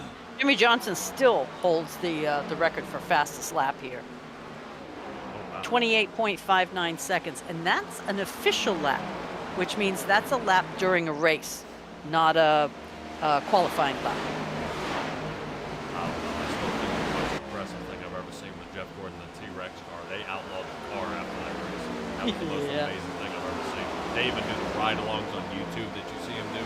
Holy cow, that thing is on a rail. He even said himself, this thing, I can do anything to it. This thing sticks like glue. It does not matter. It continues. I throw whatever at it. It did it. And he was in field inversions coming back. Yeah, man, what a race that was. Almost like this one where Caleb Gilbert, watch this, bam, back into the lead. And Alice Forget definitely with an interesting pit stall time. 4 tires for Alice Forget yet again. Caleb Gilbert, 10-second pit stall time. So whatever Caleb Gilbert's doing to try to get this 2.2 second lead, he's doing it. But is that 2-tire goal going to cost him? It doesn't seem to be costing him each one of these stages here. He's capitalizing, he's staying out front, he's moving his way up, but he is actually able to hold off Alice Forget here. Alice Forget is still off that 2.2 seconds, when you almost would think he's supposed to be reeling him in, as Alice Forget pit on 75 and Rader is now pit on 83. So Rader way off that. about 3 seconds off Alex Forget. Can he make up the time in about 11 laps? Well, I don't know if he's going to be able to make it up, but honestly, I think Alex Forget might actually be playing a little bit of cat and mouse right here. I mean, you talked about it, you know, you would think he would be able to close into that gap right there on Caleb Gilbert. We'll see if he's able to pick up any time. He might have picked up maybe a 10th right there off Caleb Gilbert, but it's very possible he could be playing some kind of cat and mouse strategy because we got another 100 laps to go right after this stage. So maybe he's sitting there trying to thank Caleb Gilbert or try to get Caleb Gilbert to think, well, yeah, I got this in the bag. He's not going to be able to reel me in, even though he's going to have a little bit fresher tires than I am. So maybe that's what he's doing. Maybe he's struggling a little bit with the car and he's just trying to get anything that he can. Only the person that knows is Alex Forget. So, I mean, but in my eyes, he might be playing a little bit of cat and mouse with it. Yeah, I know. Definitely looking at some of the drivers. Sorry, Stella, out there. And some of the people out there questioning actually what happened to Trevor Earhart. Trevor Earhart is sitting down in the 26th position, and so is Justice Murphy. And here's the key: both those guys had spent 50 and 49 seconds in pit stall. So Jacob Reeves, take a guess. Somebody got a black flag. Oops, Yes, sorry, somebody. I say, yep, somebody's speeding in, or not only speeding in, but some of them might actually got busted speeding out. You know, trying to hurry up and get out of pits the best that they could, or I mean, just anything in that matter. I would say that it would be a commitment cone violation trying to come out of 2, but they would have to go back down and serve that penalty. But you know, if they had to sit on pit road for that long, it was speeding. Yeah, four tires and another 30-second hold is probably what we're looking at. So both those guys, really top 5 runners, now sitting 25th and 26th, a lap down. So they're going to have to pray for cautions that never happen in this league to come out and try to bring their race back. And really, when you start thinking guys who have practiced, and now it's thrown away by simple speeding, you know, and it's just, dang, man, it's so close. I mean, it's like Kyle Busch and racing out there and his engines kept blowing. You know, it's Denny Hamlin out there and his pit crew just can't put the frickin' tires on. You know, it's when you try so hard, you get everything right, you got the practice, you got the line, you're running fast, you've made the right calls, and then one fumble, and this is where we're at. Honestly, I'll take a speeding violation any day versus hitting the barrels coming into pit, or you know, being in a 22 car smash up, losing my front bumper. You know, to me, you can make up something like that. You can get lucky, you know, but versus, you know, completely taking it to the, you know, garage. Speaking of which, number 58, Mr. Shell seems to have turned it in for the night. May have been done it for him. Just shy of 74 laps completed for him, and all 3 cars out of the race are Chevrolets. So take that, Jonathan Jennings. Chevrolets cannot do it. Just because it's a Chevy doesn't mean it's going to win. I hope he tunes into that. That would be funny. All right. Let's see. As we look at this clump of cars, Ray Lane, James Loveland. Oh, Michael Bennett. Oh, no. Little shove there. Looks like Michael Bennett, Nick Yowes, Ray Lane, Jeremy Burns, and James Loveland here. This is starting to be a kind of wild mix-up here for these 5 cars. Really, this is the shot here from the 5th position all the way to, I believe, 9th. Kevin Orlando's got a way to stretch to get back up there, because he's off by about 2 seconds off the backside of Jeremy Burns' car here. But this is pretty good racing here, what we're seeing out here on the track here still. It is, even though we have one of our drivers. Now get this, he's driving and texting in YouTube.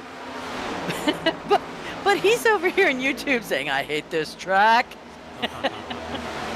Take a guess who that might be. Come on, Kynan. Exactly. Come on, he's got hands on the wheel, eyes forward, my man. He said, easy, my guy. Ah. Not good. Well, Kynan still is on the lead lap, so I cannot blame him. He's still rocking it out there, 20th position for him. And it may be one of those, like we were talking earlier, a war of attrition. So let's sit back, let the race come to him, and they can battle it out. But Stella, you know, talk to me a little bit about Chapman Environmental Services here. The main sponsor here of the Racing Revolution League. Give me a little bit. I can do that because Chapman's clients are private and public sector organizations ranging from schools and hospitals to municipalities and counties and numerous private sector companies throughout New Jersey. Chapman's operators, scientists, and consultants are focused on providing a high level of client service and technical expertise. Chapman has project managers, regulatory and compliance experts, licensed operators, and field technicians who form a cohesive team to address all the needs of their growing client base.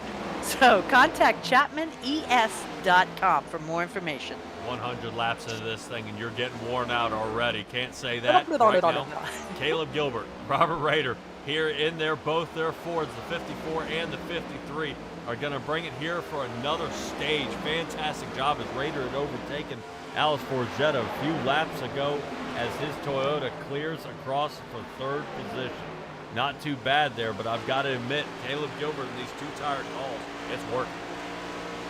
Yeah, but you saw right there how much Robert Rader was able to close in on him. Granted, you know, he took the 2 tires on that pit stop, but if that sucker would have went one more lap right there, he would have actually gave that sucker away because Robbie Rader would have been able to take that spot, and he would have been able to get the stage win. But Caleb Gilbert right there sweeping the stages right here at Charlotte.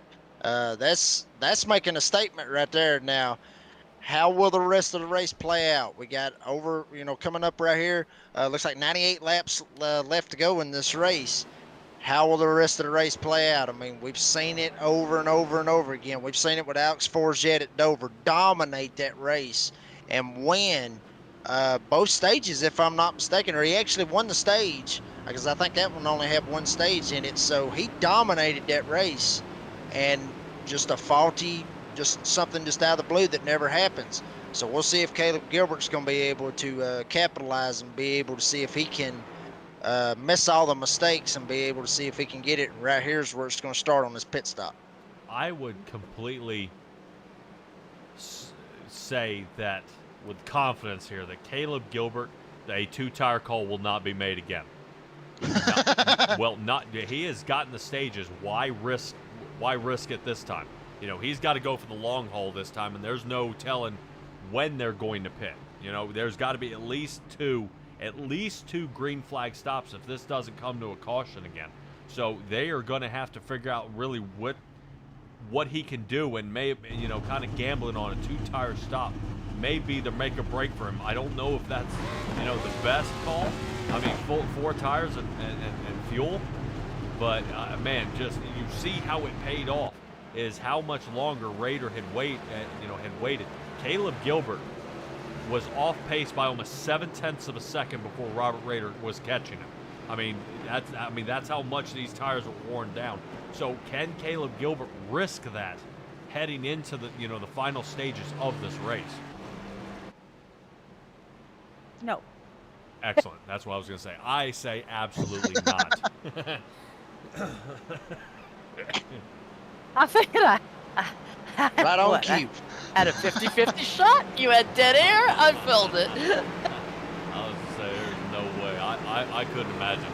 I couldn't imagine not taking 4 tires. I mean, this track is just so tough on the tires. It would be interesting to see, but I believe, if I am not mistaken, Trevor Earhart and Justice Murphy stayed out on track.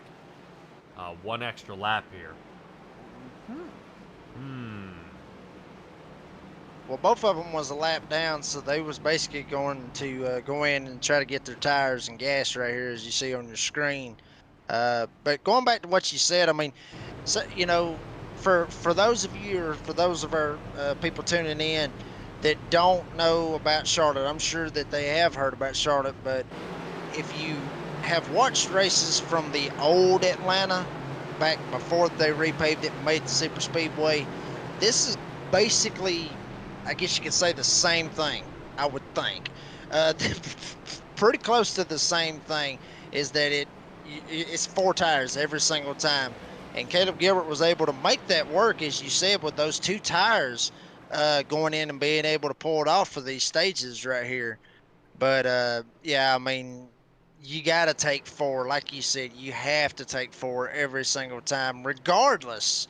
Like if it comes down to maybe about a 5-lap dash, maybe go with that 2 tires if you can get some track position. But as I've said before on this broadcast, I am a firm believer in not doing the 2 tires, because that 2 tires will throw your uh, adjustments that you got made or how you've been driving. It'll throw that car off 9 ways to Sunday.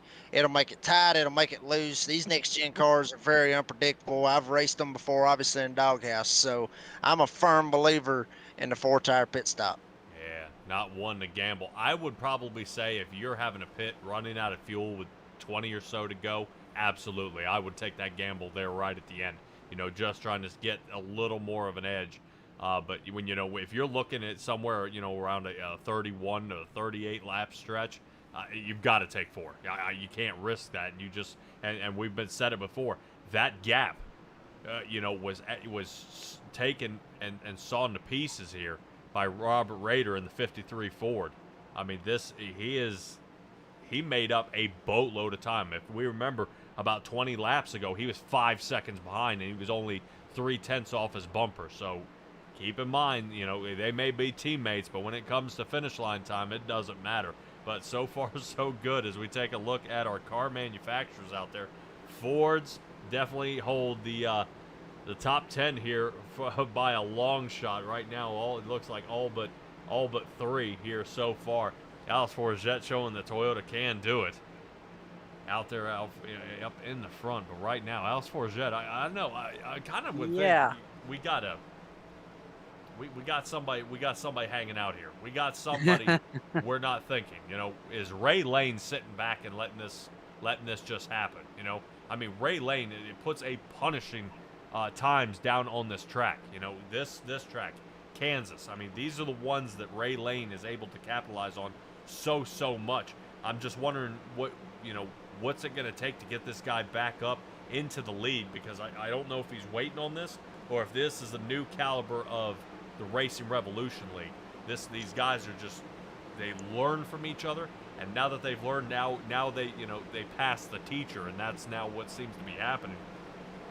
Well, I agree with that. Whoop, sorry. I agree with that, because look at Raider. I mean, after back-to-back wins over and over last season, I mean, he's got 1 win this season. I don't think he's lost his stride. I think these other guys are really picking up their game.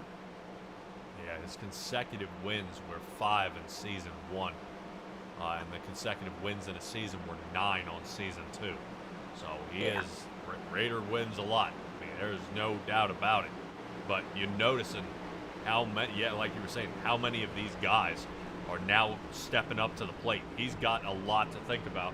And it's really interesting to see is, he's not able to sit back or kind of, as we say, Jonathan Jennings, Kevin Powell, these guys are able to sandbag it for half the race, saying, I've got a comfortable 2-second lead. I don't need to push it much harder, man. I would be trying to lap the field if I had that kind of setup, if I was that hot. But, these guys, they're throwing everything they got in the kitchen sink at it, and it's not holding. And really, it's great to see how many cars are still out here. I mean, I've only got 5 drivers that are not on the lead lap, and only 3 of them are. I want to see if Rader's going to push Gilbert to get past Forget on this restart. We'll see. Caleb Gilbert able to get a monster start like he did last time. Robert Rader trying to chase him here is Alex Forget on the outside. I would expect to see Forget to drop down in behind Robert Rader and try to hold it off. Oh! Stay down. Well, here's the problem. Okay. He's got to re-merge back into traffic here. Let's see what happens as the stack up. It's doable. Yeah, it is. This is the Racing Revolution League. They can figure it out. Now, as Forget is going to be mad about this as he gets right next to Parker Johnston and moves from 3rd to 12th in the matter of a backstretch. So he has got a lot more work to do, as he's already got Brandon Richardson, who's getting way loose, sitting next to Jeffrey Israel, as Israel pinches him down onto the bottom. There he goes. Hold it. Good job. And excellent camera angle here. Looking at watching Brandon Richardson dropping down to 24th. Now there's Matthew Robinson. Good Lord, I'd love to see that SimTrax Broadcasting car up front, my man. Yeah. All right, let's get back up front to where the racing is getting really nutty. Caleb Gilbert and Robert Raid are getting away here. Caution. Oh. Good. Can we do some quick replays on those other ones? On top of the. Oh. Who is that? Yeah, somebody might have been texting and driving. Mmm. Ooh. It's like, yeah, that would be the answer. Come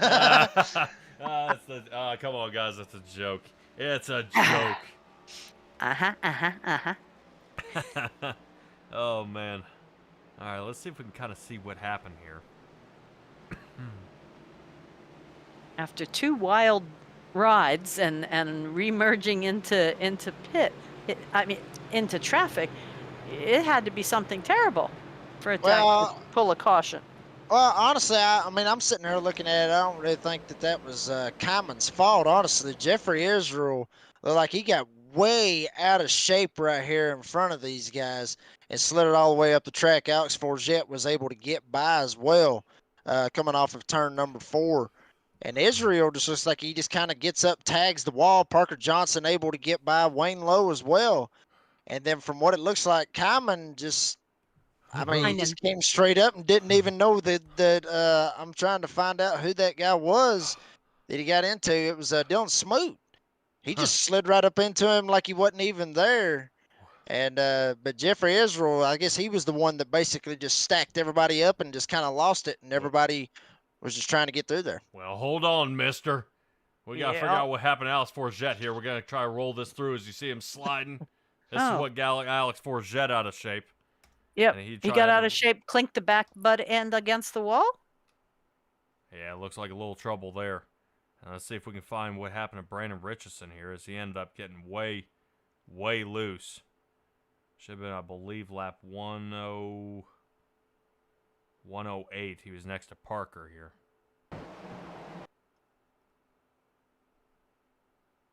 Trying to see if he made contact 29. with Jeffrey Israel on the 29. 29, Brandon Richardson. Let's see what happens. Yeah. Yeah, that doesn't look good. Let me see if I can get a better angle here. Yeah, 29 looks like he rides up. Jeffrey Israel held his line. Richardson got spun out here. All right. Okay. But then if you keep going right here, Patrick. Caution. Yeah, but if you keep going right here is exactly when this caution happens, if I'm not mistaken. This is when Israel just kind of just loses it going into turn number 3 and just chases it straight up the track, and then that's just what caused the huge stack up right there. Whoa. Yeah, hold on. Stop. Whoa, who is that sliding way back? Hold on, there's... What? So much going on at one time. Yeah, I think this is Parker. Looks like Parker makes a shot here at Israel. Hold on, let me see if we can find... He does. Boom. Wow. Ouch. Well, that might have been why he was out of shape right there. Yeah. Then. Tad. Nope. Yep. Hold. Ew. Oh. Yep, here's the stack up. Oh, but... Well, I want to know, hold on, why did that happen? Yeah, exactly. We need an overhead so we can see the hash marks, please.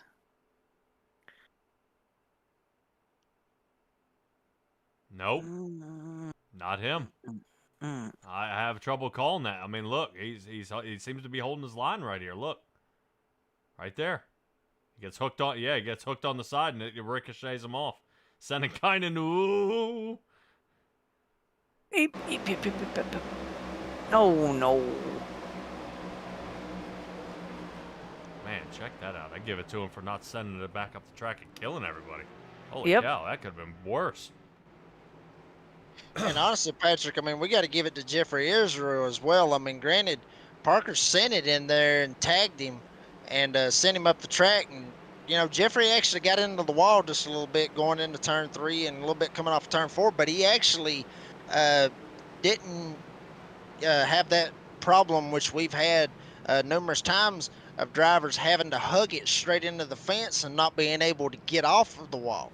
So he was able to actually go up, bump it, and keep his line and not necessarily come down and get anybody caught up. So, I mean, Jeffrey Israel may have caused the stack up, but he didn't actually cause the caution. It was all Kyman Jones. I hate to call him out on it, but it was just Kynan coming up and just getting into Dylan Smoot. Yeah, it was definitely a mix-up there, and of course everybody uses the famous words I hate. I can't stand it. As everybody says, it's an iration incident. Oh, I thought it was net code. No, but you want to give an awesome shout out there. Justice Murphy is back onto the lead lap. So that is the caution he needed.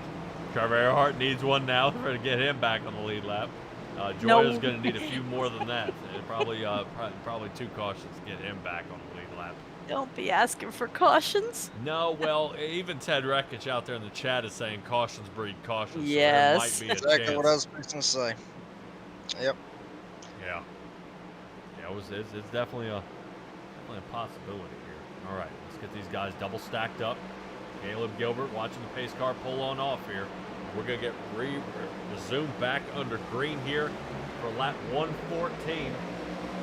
As we get going here, look, quick little stack up there. Nick Owl's getting a little bit of the backside there of James Loveland. Tam McDonald seems to may have had a little tire spin there as everyone pit back on lap 102. Here we go on the rotation through. Nick Alves able to make a safe clear here. Who hasn't? Is Kevin Orlando. Orlando trying to get around Michael Bennett. Bennett holding the bottom line. And now Jeremy Burns. Jeremy Burns actually up pretty high right now, sitting 7th. Hopefully he's not getting ready to start marching on back. But Alice Forget after the spin out go, like I said, from 3rd to 12th, now sitting 10th. And I think a good pit stop by Alice Forget should sling him back up into the top 5. But here we go with Caleb Gilbert and Rader in the front. Ray Lane chasing him 3rd, and Kevin Orlando's loose. Oh, hold it, Kevin. No. Big Rick. Oh, took out Parker. Oh, man. Yeah, we'll see if this ends up breaking his car here. Blake Cook also got involved in that caution.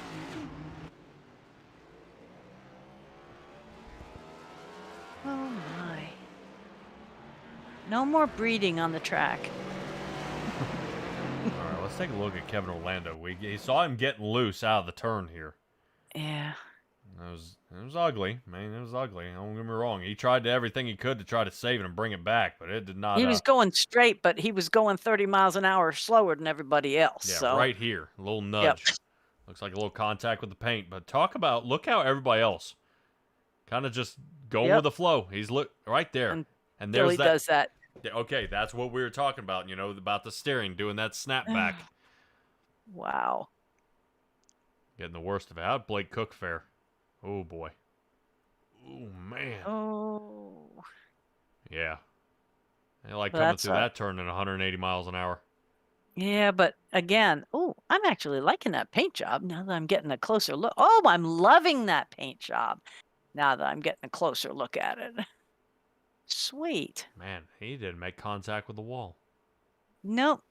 That was but I bet he's got some flat spots on those tires. Yeah. I think somebody else had a close call like that. I think it was here. Here you go. Here's another one.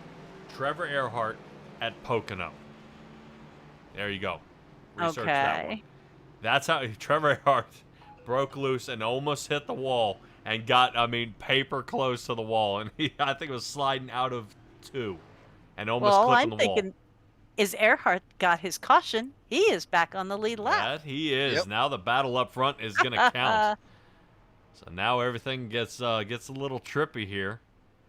We'll see how this goes. Pit stops are happening for some, but not for all. Richardson, Cook, Robinson, Orlando, Schaefer, and Parker Johnson are down pit.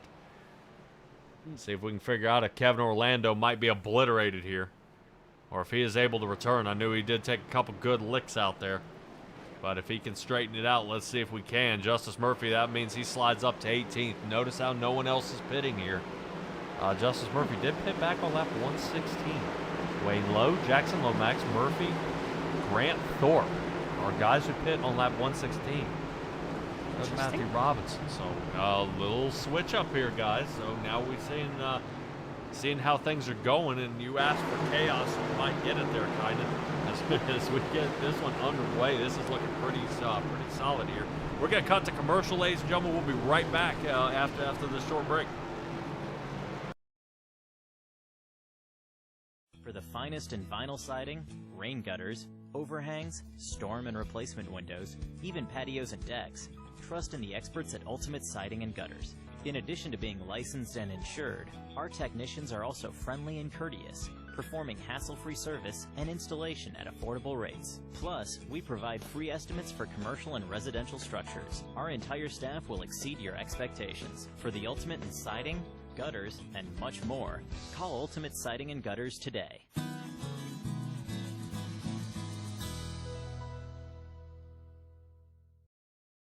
One area of our business where we impact the local communities pretty heavily is the school systems.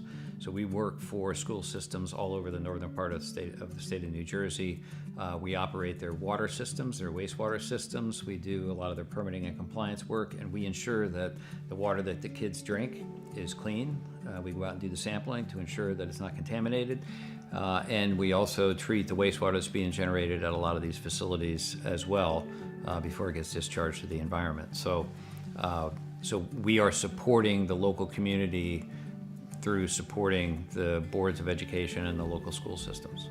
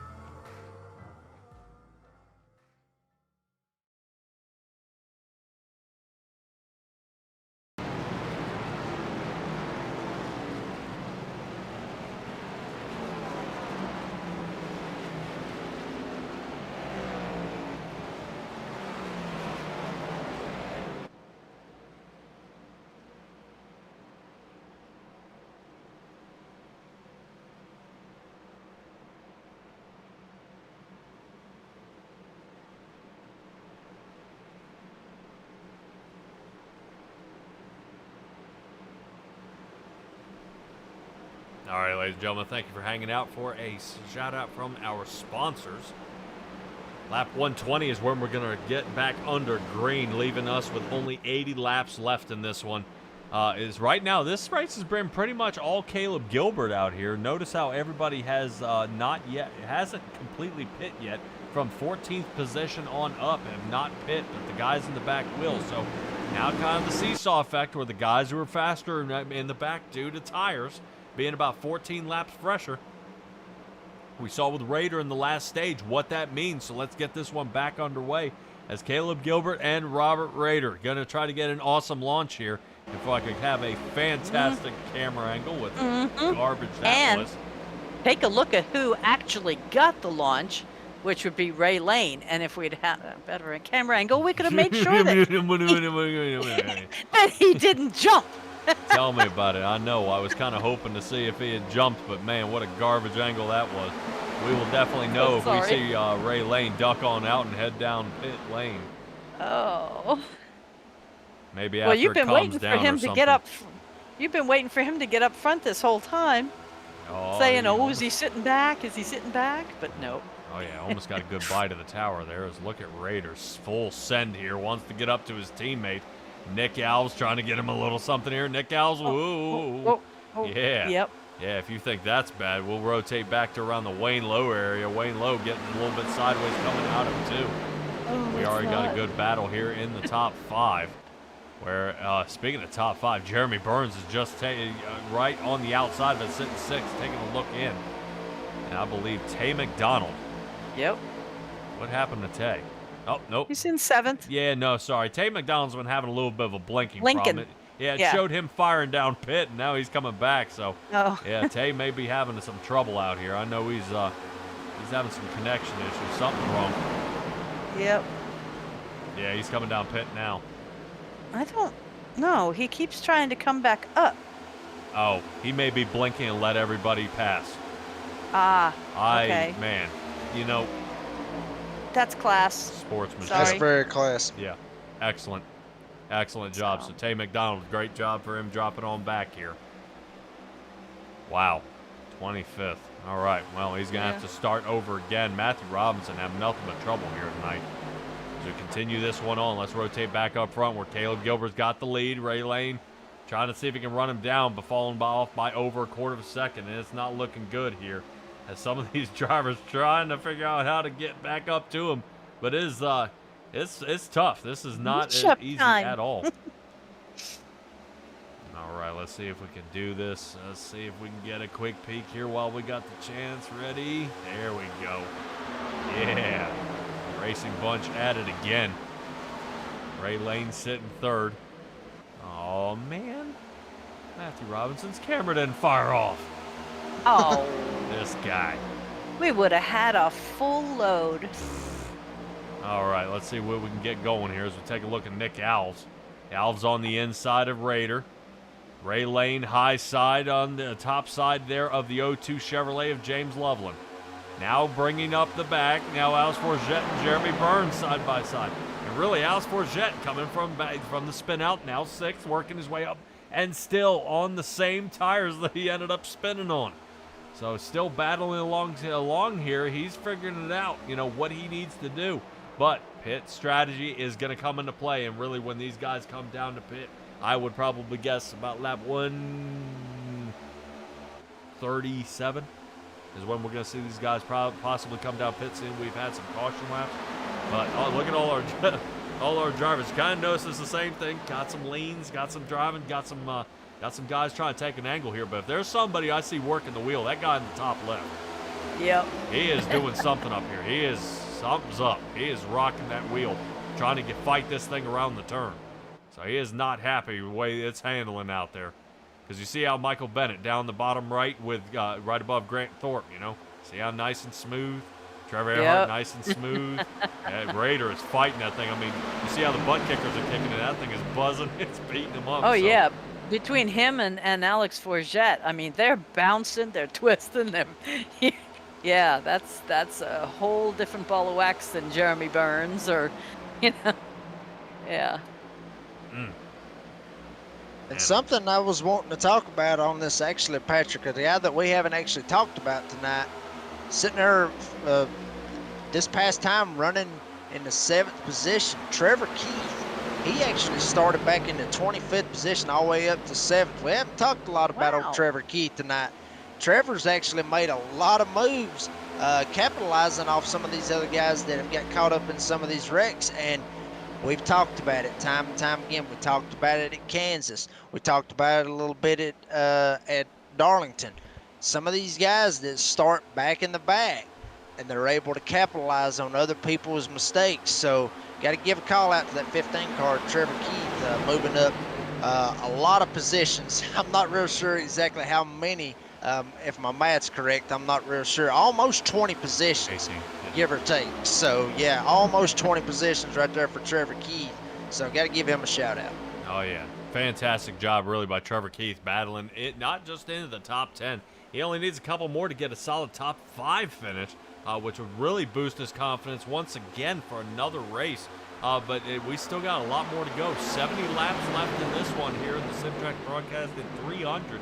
Here at Charlotte. This has been a good one here so far. Not too many cautions, couple little spin outs here, but nothing really enough to wipe multiple cars out, for the big one. But Ray Lane here on the inside, James Loveland finally coming alive here during the race. He's up 4 positions, breaking his Chevrolet into the top 3. And Ray Lane drops back down to 4th. Alice Forget sitting 5th. He's taking a look. Here he comes. Inside line, scrubs that paint a little bit, so that means he's going to ride up, trying to see if he can stay on the inside. But man, oh man, you want to talk about a man trying to look for some fresh air. That 19 Toyota is looking for it. He's up 12, looking for the 13th, trying to see if he can get something going here. 4 tires of fuel for him. I can't wait to see what he can do and bring it wide open here in the next 10 laps. And he absolutely sent it right there in turn 3. to try to be able to make that pass right there on Ray Lane. I mean, he sent it. He's sending it right now going into turn 3, seeing if he can be able to make it stick. But Ray Lane being able to try to use that top lane, use that momentum to be able to see if he can try to get past Alex Forget. But Alex is not giving it up. He's trying to see if he can get past him right here and see if he can be able to take this 4th spot. I mean, this is a great battle right here inside the top 5 for these two guys. Yeah, Ray Lane battling on the outside, able to break away here, but watch Alex Forget. He's going to capitalize on that wall contact Ray Lane just had as he rode up the turn. Hit that wall between 3 and 4. Alex Forget once again side by side, trying to see if he can squeak on through. Let's see if I can take a quick peek at looking out the side here. Yeah. Alex Forget slides on through. Got him. Cleared him. Now Ray Lane going to try to see if he can either follow along or cross up. Oh, Ray Lane's taking a peek here toward the inside, and Alex Forget, bye-bye. He's going to drive away in that Toyota, and Ray Lane's looks like he's going to be playing chase. Not looking too good as Ray Lane loses another position. Still top 5, though, but check out that Coastal Financial Chevrolet of Nick Alves. He's going to be breathing down his neck here in just a moment. But he's sitting back, kind of waiting it off out there a little bit. But Alves, I would love to see him close the gap here, bump him and let him know he's there. That would be some great racing right there. And we've seen a lot of great racing out of Nick Alves this season. See if he can try to slide up there and see if he can just let Ray Lane know that he's there. But with Forget and Ray Lane sitting there battling as hard as they was for about those 3 laps, it actually let Robert Rader and James Loveland actually pull away from them because they were battling so hard it was slowing both of them down. Yeah. So it actually let Loveland and all of them be able to just slide right by. But here comes Loveland. He's going to try to take a shot right here on Robbie Rader. And these two guys are going to sit here and battle it out. And Caleb Gilbert is going to love every bit of this because he ain't got to worry about nowhere. He ain't got to worry about nobody in front of him. All he's got to worry about is the racetrack in front of him. If you talk to Robert Rader, and he would say some of the drivers out there, he respects a lot of them, but one of them he respects the most out there, I believe, is James Loveland. As soon as he returns, he said, well, there goes my winning streak, because there's a dang good chance that James Loveland in that 02 Chevrolet out there, he can find a soft spot, and he doesn't just pick at it a little bit, he gouges. He tries to find that way in and keep digging to try to get away. But notice how they were battling side by side, and Raiders now picked up the pace and picked the, made a 3/10 separation between these two. So I always say, when you see something like that, Raiders got a little more in the tank here, and it makes me question as to why he's hanging off Caleb Gilbert so far. Caleb Gilbert's now out to almost a 1-second lead. If Rader can kick it in overdrive like this, why is he not doing that now? Is tire life in effect here, Stella? Is it looking like, he's kind of sitting back and he's letting this race come to him, or is he going to try to outpit Caleb and beat him here at the end? Yeah, I don't know. Initially, I was thinking, well, maybe he's doing the, let the teammate get a win thing, but I see Caleb Gilbert's already locked in, to the playoffs. That is. So, yeah, I don't know why he would be, just kind of sandbagging. Lows continue here for Ray Lane as Nick Alves sliced in front of him there. Made a quick cut, and now Ray Lane back into Not it. yet. Now, here's what bothers me is Ray Lane's been having some trouble. He's been riding up the track. Nick Alves has got to figure out how to overcome that. Crossover, yeah. Here we go as they run in a little bit more lap traffic of Joseph Joya there on the bottom. Joya looks like he did pit on lap 136. Kynan Jones working his way down pit now.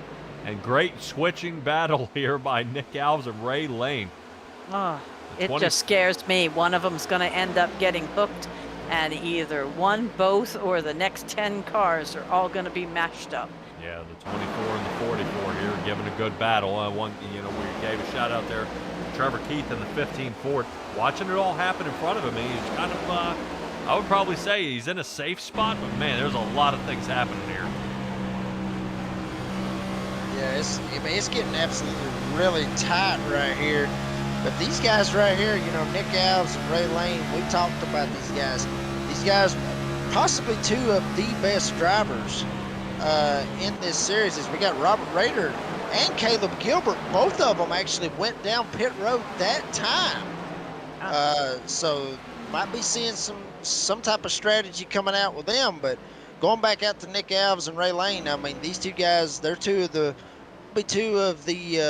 I guess you could say, I'm not going to sit here and say that they're the best drivers, but they are two of the front runners, like you said. These are two of the front runners that you would see in this series almost every single week. So they've been around one another a good bit. They showed each other a lot of respect right there.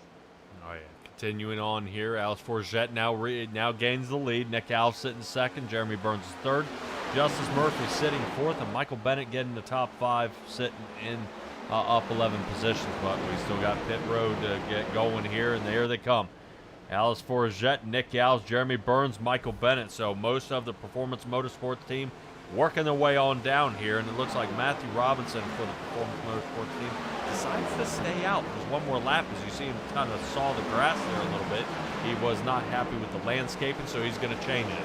Continuing on, Justice Murphy, it seems BDE Motorsports is trying to change it up here a little bit. Him and Wayne Lowe are still out there, and so is Brandon Richardson. Now, all these guys did pit on lap 116, so they will actually be able to extend this.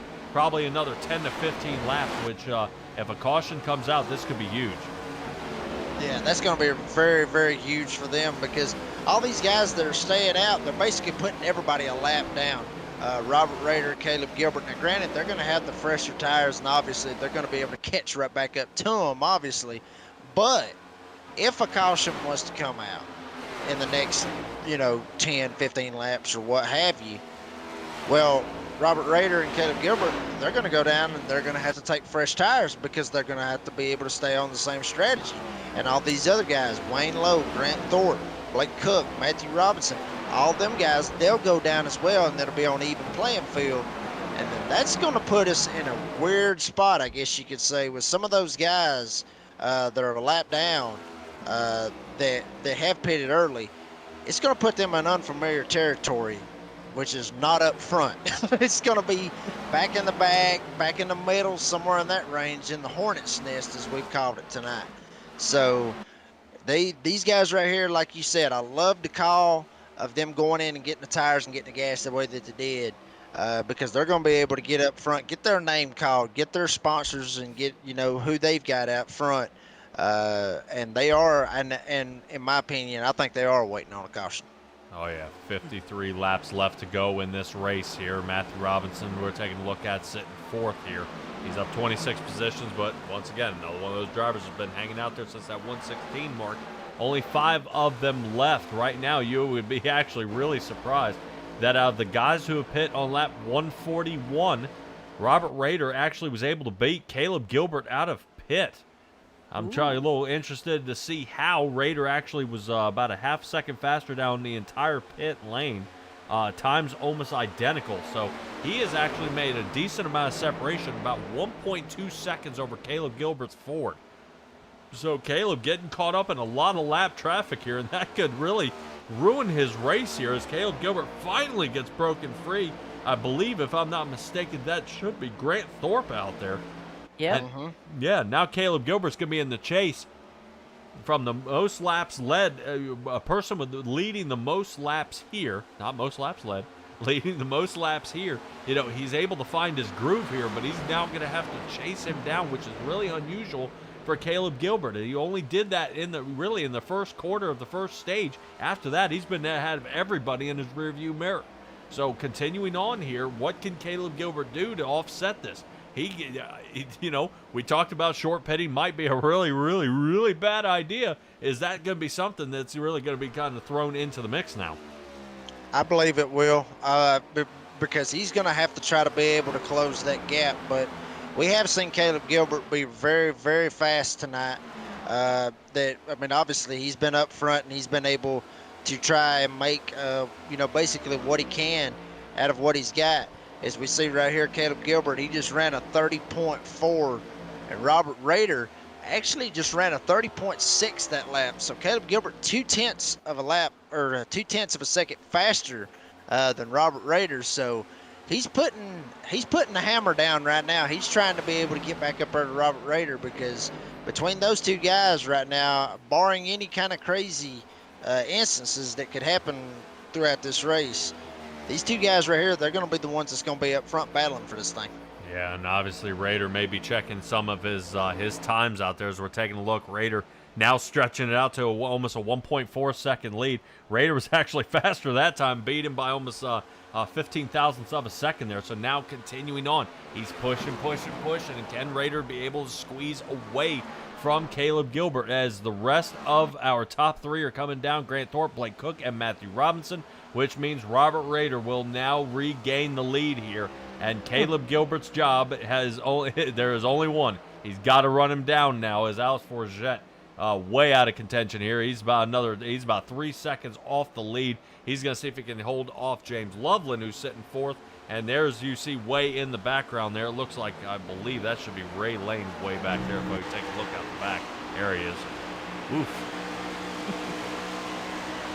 Yeah, Stella looking at this. That pit strategy has changed up the field a good little bit here. Most of our guys still top five are top five, but now's the shuffle. I mean, we saw how Nick Alves, he was battling up there okay, but now he's dropped down to eighth with actually a dismal pit stop time. He was in there about another 1.5 seconds longer than everybody else with a 16.67 pit stall time. Jeremy Burns had almost a 15 seconds flat, and then drivers like Alice Forget and James Loveland had a 14.7. So fast time out of their pit stop, out of their pit crews. They're really blasting through a down pit lane and in the box. So awesome job by them.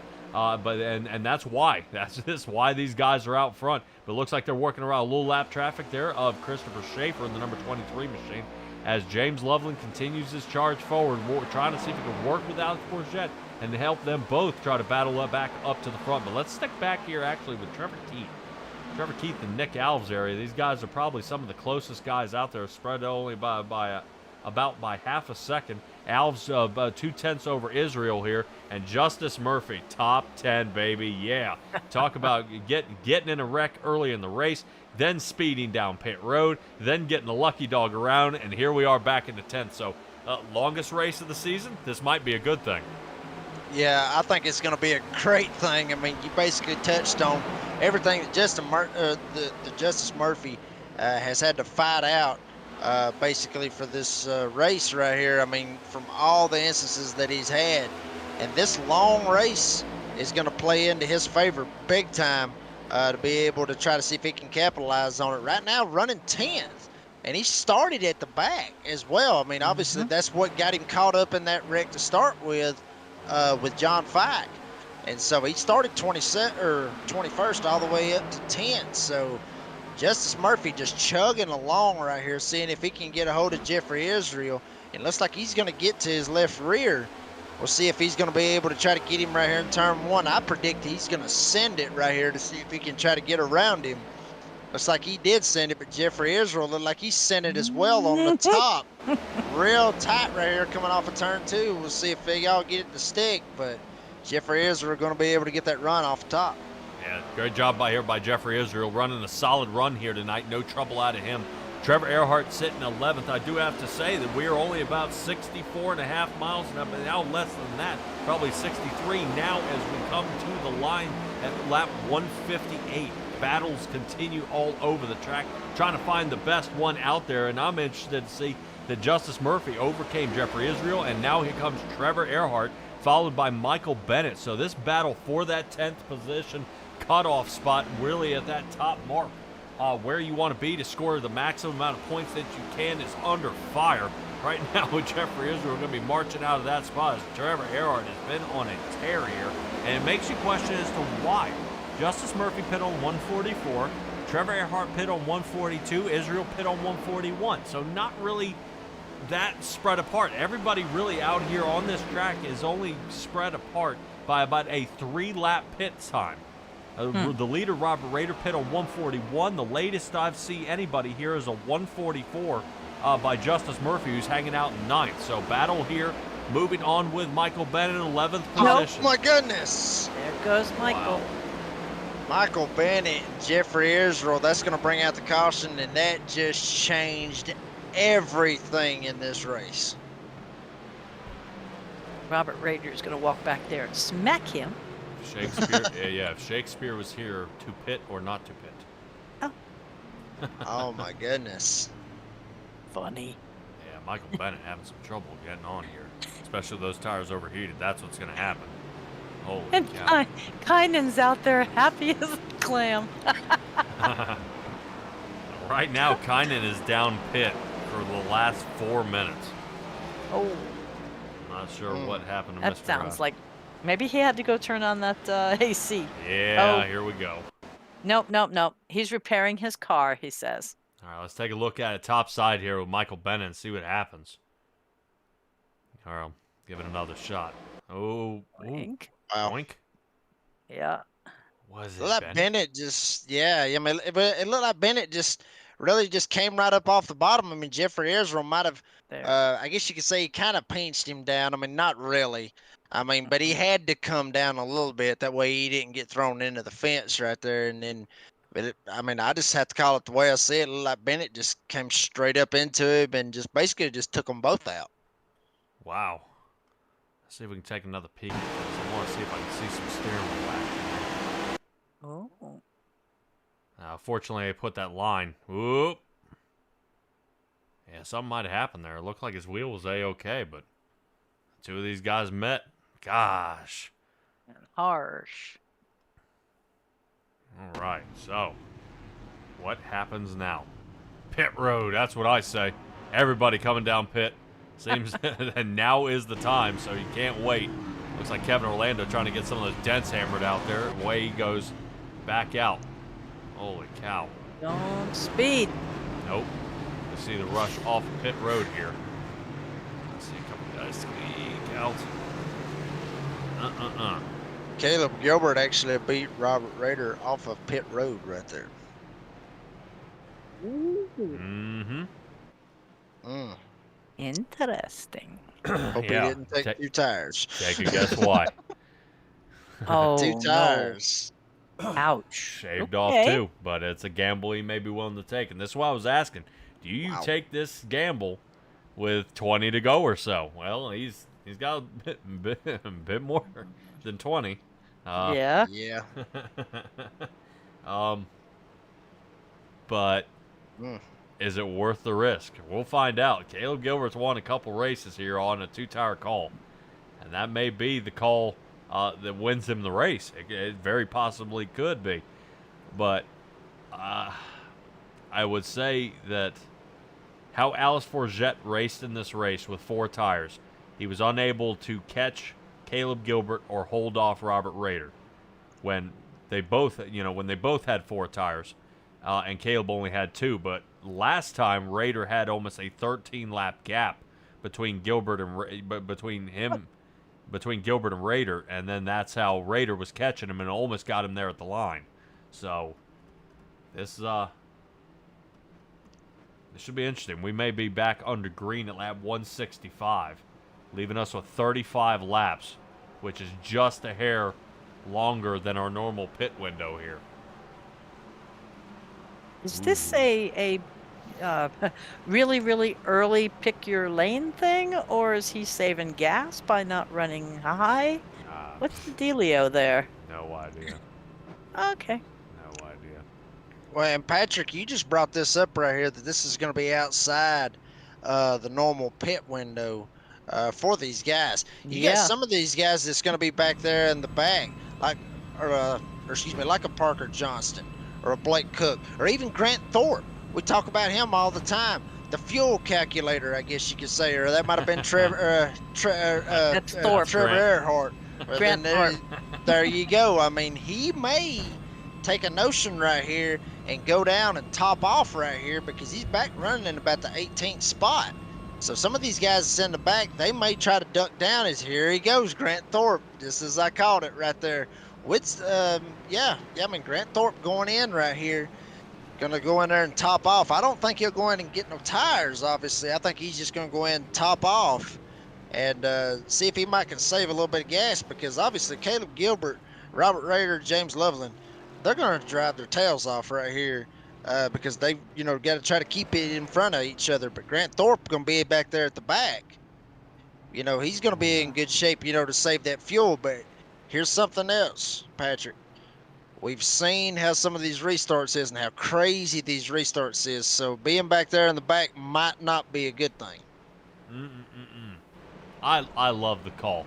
It is in the back here. Right now, Grant Thorpe is going to be able to squeeze 2 or 3 more laps with that stop down there, and that is exactly what he needs. That fuel window is between 31 and 33 laps. I mean, that's going to be a little tight. Right. Oh yeah, it's gonna be tight. It's just they just got to watch themselves right here on these restarts. It's like I said, everybody they're trying to get everything that they can, and everybody might get crazy and everything gets shuffled up. Well, if you're back there in the back, your only way to get through it is to either drive through it or hit the brakes and pray to God somebody don't run you over. Caleb Gilbert, James Loveland here in the front row. We're getting ready to get this one back under green. I probably would guess most likely for the last time, but let's go ahead and see him get it going again as Barney throws his shoulder out with the green flag. Caleb Gilbert gets squeezed away. James Loveland holding on Robert Raider. Looks like he wasn't able to get the jump. Away they go. But Raider on the bottom, seeing if he can hold these fresh tires off. Now remember how everybody gets slick here. They've got to be careful. Don't want to push too hard. As Ray Lane battles alongside Nick Alves for the 5th position. Ray Lane's got it here for just a moment. Barely.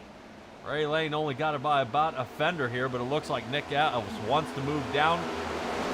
Trevor Keith shuts that door, moves himself up 19 for his 19th position into 6th. Definitely mixing it up here in the back. Looks like the 56 machine of Brandon Dunford trying to see if he can get around Justice Murphy.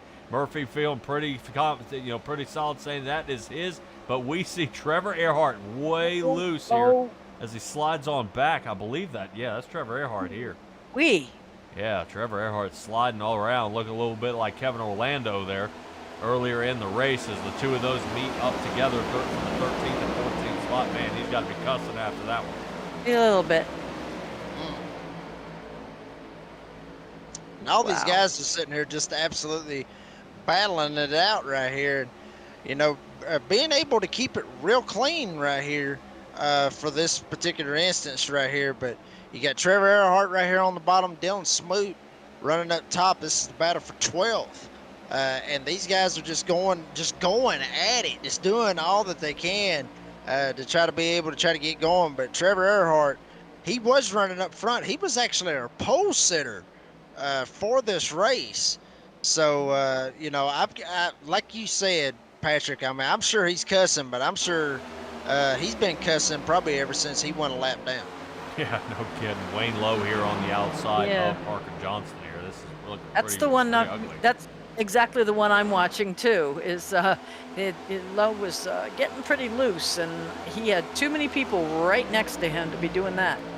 Yeah, I do like Wayne Lowe's line though. He's definitely trying to be a lot more conservative, riding about that mid lane, and then staying high when he's going through the tunnel turn. But it's interesting to see. Unfortunately, it's not working out. It's dropping him down 7 positions into 16th. He's got a lot of work to do. Looks like, if I'm not mistaken, is that Sirkovich? Yeah, that is Sirkovich in the slurp machine trying to battle his way back up to the front. Michael Bennett is, I believe, a lap down though. So Bennett going to need a caution to get back onto the lead lap. But let's shuffle back up front here a little bit around the Kevin Orlando area where he's got a gaggle of cars here in front of him. Starting there with Tay McDonald and Jeremy Burns. Wow. And I mean, they are, like I said earlier, doing all that they can right here. Kevin Orlando running right behind, from what it looks like, Dunford right here. And Jeremy Burns running right there on the bottom of the racetrack as well. And they're all trying to get around right there. We talked about him a minute ago, Trevor Earhart, that slid back just a little bit. We're going to see if he's going to be able to get it back going. Dunford actually gets into Burns just a little bit. It looked like Burns checked up a little bit. Dunford just sent it in there. Burns going to go all the way down to the bottom of the racetrack, see if he's going to be able to save it. And that he did. So we're still caution free here, at least on lap 171, and that's a good thing. I mean, we've got a total of 6, and 2 of those were stage cautions. I'll take a 4 4 caution, 175 lap race.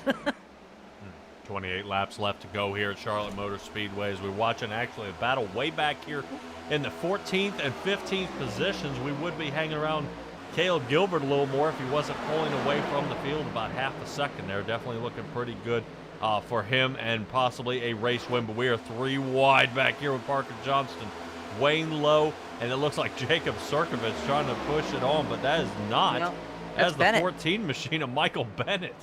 Yes. Bennett, yeah, he's full sending it this time. He's not taking no for an answer. He may be a lap down, but he is still going to compete. Oh, my and there he goodness. goes. There's the caution he needs. Parker Johnston is around. Caution is out. And I'm going to try not to say that was on purpose. Well, Patrick, I'll be honest with you. I just sat right there and watched that right there. Wayne Lowe actually looked like he got up into the fence a little bit and came down into Parker Johnson. I mean, Bennett being 1 lap down, I mean, in my opinion, he shouldn't have been up there running as hard as he was. I mean, granted, he has a very fast car. But here's the thing that I have learned about on iRacing is if you are involved in the wreck any way, shape, fashion, or form, and you are a lap down and you're supposed to be the lucky dog, you will not get that wave around. Oh, wow. So he actually had some contact because obviously Wayne Lowe hit the wall, came down, hit Parker, and Parker came down and hit Michael Bennett. So Michael Bennett actually got some contact out of that registered for this caution. So it's going to be very, very, it's going to be something key right here as you see it right there on your screen with Michael Bennett getting involved in this. We'll see if the iRacing gods is going to be able to try to help out Michael Bennett right here. No, I would have to disagree if they do not allow that, because he was in no way, like you say, no way, shape, or form Not an aggressor. involved in that. Yeah. He just got tagged from the side from the other 2 getting loose. So we're talking Well- a game here, and you know that thing goes off one algorithm, and it says yes or no. So Yeah, I mean, he registered some type of contact from it. Obviously, you know, he was not, I guess you could say he was not the cause of it, I guess you could say, but he still received some type of contact from that caution. And I've seen it numerous times where if you received a little bit of contact, What you he's didn't supposed get to the lucky do? note. So be six seconds behind the last car, so he has time enough to get out of the way. what they're trying to do I is don't know. avoid. Yeah, what they're trying to do is avoid somebody able for the lucky dog to go out there and pit somebody, spin them around, and put yourself back on the lead lap while taking somebody else out. Exactly. It cannot determine whether Michael Bennett caused this wreck or not, because during the caution he received a 4X for contact with Parker Johnson. Now, yes, Sure. Parker turned, smacked into him after they made contact with Wayne Lowe, but that does iRacing brain, that does not matter. Yep. And this is one of those ones where you see iRacing, this is one of those gray areas. They can't determine whether that's somebody there or not unless they have a full-time race control, which if we had one here, cough, cough, that I know that the Racer Revolution is looking for, that they would be able to go ahead and push this on to the next, on the round, and Michael Bennett would be able to go. If Michael Bennett had made contact with Parker, Parker went up and then smacked into Wayne Lowe and then came back, then absolutely, I would 100% yeah. agree. He does Yeah. not get his lap back. But because he received an incident point, there's a damn good chance here that Michael Bennett will not get his lap back. Wow. And you see that right there with him going down pit road right here. You know, possibly going down, get him 4 fresh tires, get that little bit of damage fixed. Didn't really look like it tore his, you know, right side up, get involved in that particular accident. I mean, it looked like it was just a little bit of a nudge on the door, but I mean, that's why we love iRacing, and that's why sometimes we hate iRacing. It's just one of those things. I guess. Also, take note, number 96, Jackson Lomax has taken it to the garage. It's been a little while, but we hadn't mentioned that. No. Oh. Yeah, Jackson Lomax ended up taking it back on lap 127. After about a minute and 25 down in his pit box. He could not return or make it back. He had been down pit road about 7 times trying to get that thing squared away, but Yeah. just couldn't get it Couldn't get it squared off there. Now, Kynan Jones is down a bunch of laps here. I think he's down about 9, if I'm not mistaken. 12. Yeah, 12 laps. Oof. Yeah, got some guys changing up here. Look at Alex. What? He's trying to show everybody how he wants to do the choose cone. Stop hitting me. And then chooses high. Oh, man. Well, now we know who the comedian is out there. This guy. Always. But man, he is. I gotta give it here to Alex. He's trying to figure out his way back, but he is not happy with whatever that call is. Oh, he's down in 16th right now, which Yeah. is not like him unless he gets total. Right. Uh-oh. Yeah, somebody's not happy about the situation here. Alex Forget dropping down to pit back on lap 174. And I'm not sure if it's saying he may have a black flag penalty or something's going on here.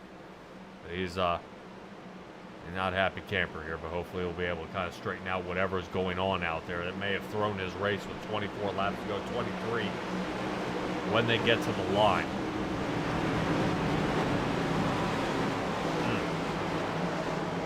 Look who this puts up front. Grant Thorpe, Blake Cook, going to be right here on the front row for this restart. And Matthew Robinson as well. No kidding. Yes. Yeah, so the top 4 guys who pit on lap 163 looking to stretch it to the end. They're going to take green flag here, and let's get it going. The fuel calculator, away we go. 77 machine in the Chevrolet. So now 4 Chevrolets, 1, 2, 3, and 4. Caleb Gilbert Ford is stuck 5th. He's got some work to do. First one he's going to knock off is Matthew Robinson for the inside line. 54's got it. But remember, fresh tires for these guys. He's going to try to fire around. But Caleb Gilbert with a 9-second pit stall time. It looked like he took another 2 tires.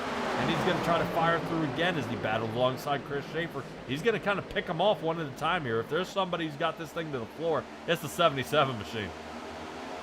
Yeah, I can't imagine why Chris Schaefer, he almost moved to the top like he was told he was a lap down or something. Keep your lines, guys. It's your track too. Yeah. Might want to duck on out, try to keep from being too slow out there, I guess. I would say you've earned that spot and your pit strategy got you there. And it might mix things up a little bit. James Loveland trying to chase down Caleb Gilbert and not let him get away in case there's still a chance. But Grant Thorpe losing that half-second lead he has. Oh, caution. Another caution. And I think the 99 machine's involved. No. So this might be that extra, that lifeline out there for Michael Bennett again. He may be able to get one of his laps back depending on if he was out front. 23rd is where Bennett sits. See if we can take a peek. What happened to Kynan here? Kynan running behind Wayne Lowe. Whoa! Oh, well, heck. Oh, dang! Oh! Who was that? Tell me that wasn't. Was that Justice? Tell me it wasn't. I think it was. Was that Justice Murphy? No, that was Joya. Okay. Joya. Oh. Joya, yeah. Woo, I saw the 2. I didn't know if it was a 12 or a 2. What the heck was that? Thing. Yeah, Holy cow. that's uncalled for. All right, well, let's try to figure out what happened out there. Kynan Jones, you got a copy? That wasn't nice. Dude, what the heck just happened? I was running behind the 34, as you could see on the replay. Then I pulled out because I wasn't expecting him to be so low, and then up on the high line just snapped sideways. I've not had it snap that badly since Darlington. Yeah, it got going there, man. It almost looked like the front end kind of carried on you. I'm not quite sure why it did that. That was definitely it's something. As we take a look at it here, right there. Just hits a slick spot, and then away it goes. Oh, Yeah, Holy man. cow. I don't know what just happened. The car has a bit of damage, but it's the first time I ran that hard, but didn't feel like anything was wrong, and then suddenly it just went around, so I apologize to the 2 and the 34 for that. Yeah, I would make sure you say something to Wayne Lowe in the 34. Yeah. He has a broken toe link on the left rear. His night is going to be done. Boy, oh boy, both of you have been battling nothing but bad luck here tonight. You with a good bit of damage, and Wayne Lowe with terminal damage now, as I believe Joya may be out of it as well. Trying to take a quick peek at the front end of his car. Can't tell if he's got anything broken, but he's, I don't know. He's a little askew, we will say. Well, look at the wheel. Look at the line of the wheel. He's turning right while making the left. Well. Dude. That's handy dandy. Holy cow. Well, Mr. Kynan, we have, dude, it doesn't get any worse than this here, bud. But, man, what do we do going into Gateway next week? Well, apparently Wayne thinks I did it intentionally because he was the one that actually caused me to be in the pits for as long as I was. So he thinks I did it intentionally, but I've got my telemetry and you can see the car does brake sideways, so it real annoyed. Yeah. And myself, but then yeah. I don't know what I'm going to do for Gateway. It's not a good track for me, so yeah. And maybe one of those things when we get to a super speedway or something, this might be the guy you want to bump draft with. Try to help him out. You know what I mean? It's just, it's a bad situation. I'm not pointing fingers saying who it is. From the outside here, it did look like you got loose, almost hit the wall, and then that car snapped to the left. Just unfortunately, it was, I mean, right in the perfect pit maneuver area where it spun him around. And then the terminal damage he received from Joya hitting him broadside right there in the side. But Joya had nowhere to go. You were sliding on the bottom, and he was rotating up the track. So even if he hit the brakes, nothing was going to stop that one. But man, oh man, Kynan, I hate to see it for you, man. But hopefully we'll see how you do well at Gateway, man. Yeah, hopefully something better comes. But once again, just apologizing to the 34 and the 2 for my mistake. It's all right, man. Good luck. Good luck next week, Kynan. Appreciate you joining us. Yep, no issues. Good luck up here in the booth. Oh, yeah. All right, everybody, that's Kynan Jones. And you hear he's sorry about it. I mean, just you can see from the replay, that's not intentional, man. There's no way. I mean, you see he got going, and that thing just he was drifting up the track, and then just low overcorrection. Jacob, okay, here you go. From somebody who races an open setup and think, what would you have done to correct that? You know, if he had gone up. I mean, brake may have made it worse. If he accelerated and kept it straight and maybe ride the wall, I mean, how do you stop when the front end starts drifting like that and you got so much understeer? You just get out of the gas. You just get out of the gas and just try. I mean, like I said, you don't want to hit the brakes because that might, make the rear end of the car jerk around and make it spin out. So basically, you just want to just lift out of the gas. If you're ever going to get loose in any particular point, or even tight for that matter, I never worry about trying to hit the brakes. I'm always, if it feels like it's fixing to spin out, I get out of the gas, because if you get out of the gas, then you're not putting more pressure on them or on your rear tires. And if you just keep putting more pressure on your gas pedal, which is what I'm doing right now as I'm explaining it, like y'all can see it. But anyway, I mean, when you're putting pressure on that gas, it's just making them back tires to spin more and more and more. So the less pressure or the less stress that you can put on the back tires, the better off you're going to be able to try to save that car. I figured you were just pushing the gas to talk faster. You can do that too.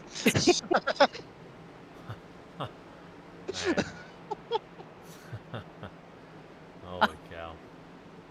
Alrighty. Let's go. Yeah, no, I don't know about you guys. It's looking pretty good here. 16 to go at the line. We'll be back underway here. This is we'll see. We'll see how this kind of ends up here in the end. Grant Thorpe finally getting his chance here in the front. Man, he has got somebody that is hot in this race sitting right behind him. So let's see if he's got the dedication and the conviction here to get him. Caleb Gilbert on the inside. Here he's going to pass along Blake Cook, and Grant Thorpe doing everything he can. He's got to scramble and scramble quick. Grant Thorpe getting that separation all by a quarter of a second now, but watch Caleb Gilbert start pouring on the coal here, as it looks like Matthew Robinson having some trouble here on the inside. Contact. Looks like Justice Murphy gives him a little nudge. Justice, stay out of trouble, my man. Holy cow. Let's see if the judge can get on through, as Chris Schaefer had a little bit of a kind moment there. Oh, got a wreck in the back. Looked like it was Alex Forget got spun coming off of turn number 4. That's exactly what it looked like, and it was. But why do we not have a caution? Wow, no caution. No caution. Yeah, it looked like Was he it a just got single? loose. Well, from what it looked like on my end, it looked like he just got a little bit loose, came up into Trevor Keith, and then tried to correct it and just spun it out. So, I mean, Trevor Earhart was right there. Actually, Trevor was actually the one that got him in the left rear and actually spun him out, but no caution. We stay green. Wow. And here is our passive number 54 from Grant Thorpe. He couldn't quite hold that lead. Wow. How's Forget getting spun out here? That is not a hot look here. I'm trying to see if I can find something where it shows something happening here. Instead, and if you can, click on Murphy, because he is having a fun time in the middle of three fellas that want to be up front right now. All right, yeah, Justice Murphy is up 16 positions, sitting 5th. Caleb Gilbert's only 4th in the top 5, leading the charge now. And Grant Thorpe is now starting to fall off. I don't know if anybody up front here is going to have a chance to run him down with 12 laps when we get to the line. This has been a great race here so far. I hate to see Alex Forget get knocked out like that. He may need a caution to kind of return back to the pile. But I don't know if any retaliation is going to come of this. This has been definitely a tough running for some of these drivers here as Robert Rader gets a little loose there on the inside of Matthew Robinson. Battle alongside here. James Loveland gets into the top 3 here on trying to see if he can floss around Blake Cook. Set of worn tires. Go ahead. As Ted would say, to add insult to injury, Forget gets a black flag by spinning into the pits. Yeah, that he will. Ouch. Yeah. Well, remember we were talking about gray areas. Oh, man. Yeah, it almost looked like Rader. Oh my. There went Rader. Rader gets spun. Looked like he got a little bit loose, and there's the caution. There is a caution. Yeesh. Wow. Looked like Christopher Schaefer was the one that got into the back of Robert Rader. Alrighty, let me see if we can find, before we get that. carried away, I need to find what happened to Alice Forget on that spin out on lap 185. Deal. See what happens here, because he ends up getting clipped here. Let me see if we can find something. Here's Alice Forget racing along Trevor Keith here. On the paint. Oh, Paint. Just lost it. Nope, he got the paint. Yep, Yeah. a little too much. Yep, that I'm afraid that was Alex. And that's just one of them things right there, Patrick. I mean, we've seen a lot of them do it tonight. Kevin Orlando done the same exact thing, getting down as low as you possibly can. And you know, with all the tight racing, you know, you're trying to get down as low as you can. And then right there, I thought that Robert Rader actually looked like he got a little bit loose, but from what it looked like to me, Christopher Schaefer just went to try to go to the outside and just hooked him. Yeah, well, it actually gets pretty crazy even before this point, you know, because Rader's been trying to fly through the track here and trying to see if he can make up a little bit of distance from what he's been having some trouble with. Let's take a look at Robert Rader here, actually in the things leading up to it. This is where I saw him making contact with Justice. Yeah. Well, he made contact with Justice. Justice gets caught back up, and Schaefer clink. Yep. Yeah, he tags Justice, checks up, and then Schaefer hits him from behind? Is that what we're seeing? It looked like Schaefer tried to go around him on the outside, thought Robert was going to keep it on the bottom, and he was just going to try to be able to, I mean, right there, I mean, Schaefer tried to go around to the top lane, and I don't know, I mean, from what it looked like, maybe Robert tried to come up and tried to close that hole, and it just wasn't there. Yeah, I'm trying to see steering wheel position here. Schaefer on the outside. All right, now let's see if I can find another. How about the other steering wheel? Yeah, trying to see if we can pick this apart here a little bit. Yeah, there was no lane to be had. Man, you see, he's just trying to stop that car. Yep. Yep. Alrighty. Let's get this one back. Yeek. That's Raider trying to go up there and at least get himself back into a top 5. 20th position is where he's going to be now, pitting on lap 191. Yeah, looks like good pit stop time for him. How in the world did Nick Alves end up in 19th? My heavens. Yeah, Nick Alves actually he came down. 15-second pit stall time for him. Okay. We'll see if I can find out what happened to Nick. Sorry, just curious to see him. He's been running top 10 all night, and then didn't see any incidences. Yeah, seeing him. I wonder if he came down and decided to pit.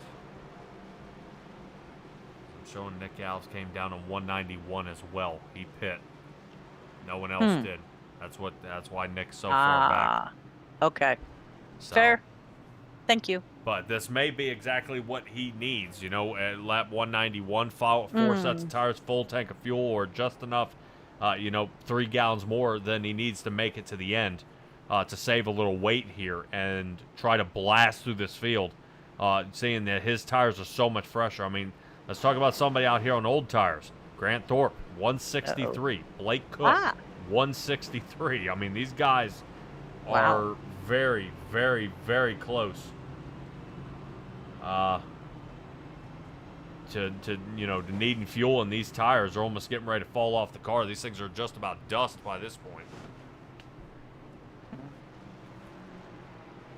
Man. Yeah, it's gonna be real interesting to see this right here on the start. I mean, Grant Thorpe gonna take the bottom. Blake Cook gonna jump up top with this choose cone rule. Looks like James Loveland's gonna be up there in the top right behind Blake Cook. And with these old tires, I mean, granted, with the newer tires, you're still able to spin the tires, as you would for anything. But with the older tires, it's more easy for them to spin the tires, with older tires, because obviously they're a lot more slicker. They got more grease on them, real greasy tires. So, it's gonna be crazy right here to see. But Blake Cook was third. Now he's gonna jump all the way up to the top. See if he can do something right here with Caleb Gilbert. This is gonna be a real interesting restart. Coming to 6 to go.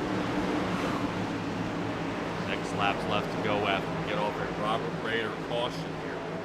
Alex Forget couldn't get that kind of a break when he was sliding through the grass here. But Alex Forget, fortunately, stays out on the track, 21st position as he came down pit, fixed a little bit of damage. 22 seconds for him. Now let's see if that 19 Toyota can blast through the field around with the rest of his buddies who have taken tires. And away we go. Let's see, Caleb Gilbert pulls away here. Grant Thorpe sitting second. Blake Cook is now third. James Loveland is fourth. Oh, no. Boy, yeah, that didn't look good. Yeah, Brandon Nick Richardson Alves is destroyed. Nick Alves barely missed that crash right there. He almost got nailed in the left side door. Uh-oh. Trying to see if Alex Forget's got some damage here. Why he's so far back on this. Yeah, might have taken a good lick. Did. Yep. I think Jeremy Burns may have been involved as well.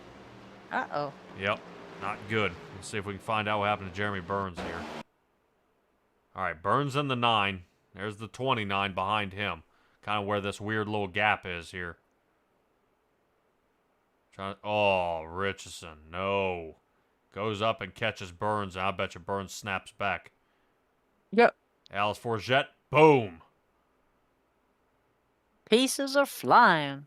Look at Joy Emerson, fantastic. Well, it makes up for the T-bone earlier. Oh, yeah, another one. It's Wayne Low here. Oh, you're right. Nick just missed that. Oh, my heavens. But poor Alex is a sandwich. And Jeremy Burns, the one that actually got hooked right there by Brandon Richardson, he didn't actually get any other type of damage. I mean, granted, Joya went by him right there on the top, barely missed his front bumper right there. If you watch Burns, he's able to really whoa it up right here. Joya barely sneaks through there, and Burns is able to whoa it down and get it stopped and not actually have anybody else hit him. So his car should be pretty clean right here. Wow. That is so cute. You said "whoa it down," like whoa to the horse. Just whoa it whoa down. it down, slow it down. That's Standing. That's outstanding. I'm sorry. I like that. That's. I think catch new ones every day. Well, he done a good job of wowing it down the best that he could right there. So he's gonna be able to have a good clean car right here. Wow. I am so stealing that. You can. Well, I'm going to point fingers at Ted Rekich for calling cautions going to breed cautions. We've now reached our 10th caution here of the night. 9 of them, well, 8 of them, not scheduled.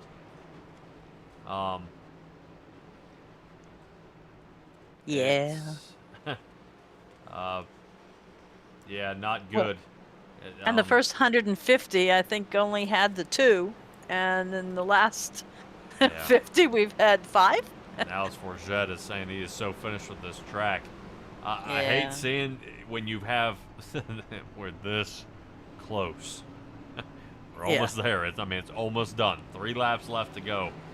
It could be worse, I guess. We could be not counting caution laps. Oh, please no. Oh God, no. Okay, But- sorry. But I hate seeing that. Everybody's got their good track and their bad track. I would probably say Alice Forget, this is this isn't a spinning out of control. What am I looking for? He had his hot streak, and this is the ice block. This was not his race. He was doing fantastic in the first half, but it just seemed, just couldn't get traction here. Just too many things, one piles after another, and I think sometimes,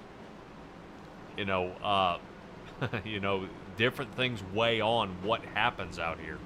It's just, I would say, like a bad pit stop, and all you're thinking about is that bad pit stop, and you go back on the track and you clip the wall, and all you're thinking about is, oh, I had a bad pit stop and I clipped the wall, and then somebody bumps you the wrong way, you save it, and what happens? Man, I hope no one wrecks, man. You get too many things going in your mind, and when a race this long, because I think these guys have been out on the track for almost 3 hours now. They're starting to wear down. You know what I mean? This is that endurance part I've been talking about. Is can they make it? And that's what we're noticing here. Is everybody's just really being tested to the max of how long can you hold out on this from everybody else. And they just came to the choose right there, Patrick. And I was actually wanting to see if some of these guys might have actually made some type of strategy, I guess you could say, for this restart. Thought Grant Thorpe might actually take the top right here. He is second according to the results page that I'm looking at. He was second. He actually followed Caleb Gilbert to go down to the bottom. Blake Cook went back up top with James Loveland right behind him. So basically the top 4 guys basically are going to restart the same way that they did to that previous caution. But we'll see what they can do right here. James Loveland, obviously, he's on the fresher tires of Grant Thorpe and Blake Cook. But these guys, like you said earlier, they made their bed with the strategy that they are. And I know they're probably on fumes with old tires and everything. But they're going to see. But they're trying to get the best finish that they can. They can't worry about everybody else behind them. They got to get the best finish that they can. Yeah, the person I'd be worried about right now is James Loveland taking that outside lane. Maybe he doesn't want to get, back up by Grant Thorpe here, but it's interesting to see he didn't take behind Grant Thorpe in the leader. So we'll see if Blake Cook can do him some justice here and push on through. As speak of justice, 6th place for him, right next to Matthew Robinson, and the two of them make connection. What? Oh, Big gentlemen. There's the big one. That's the big one. That's the one that's going to take out at least 2 to 3 guys. Oh my Yeah, goodness. speaking of which, Ray Lane and Brandon Richardson have already taken it to the garage for this evening.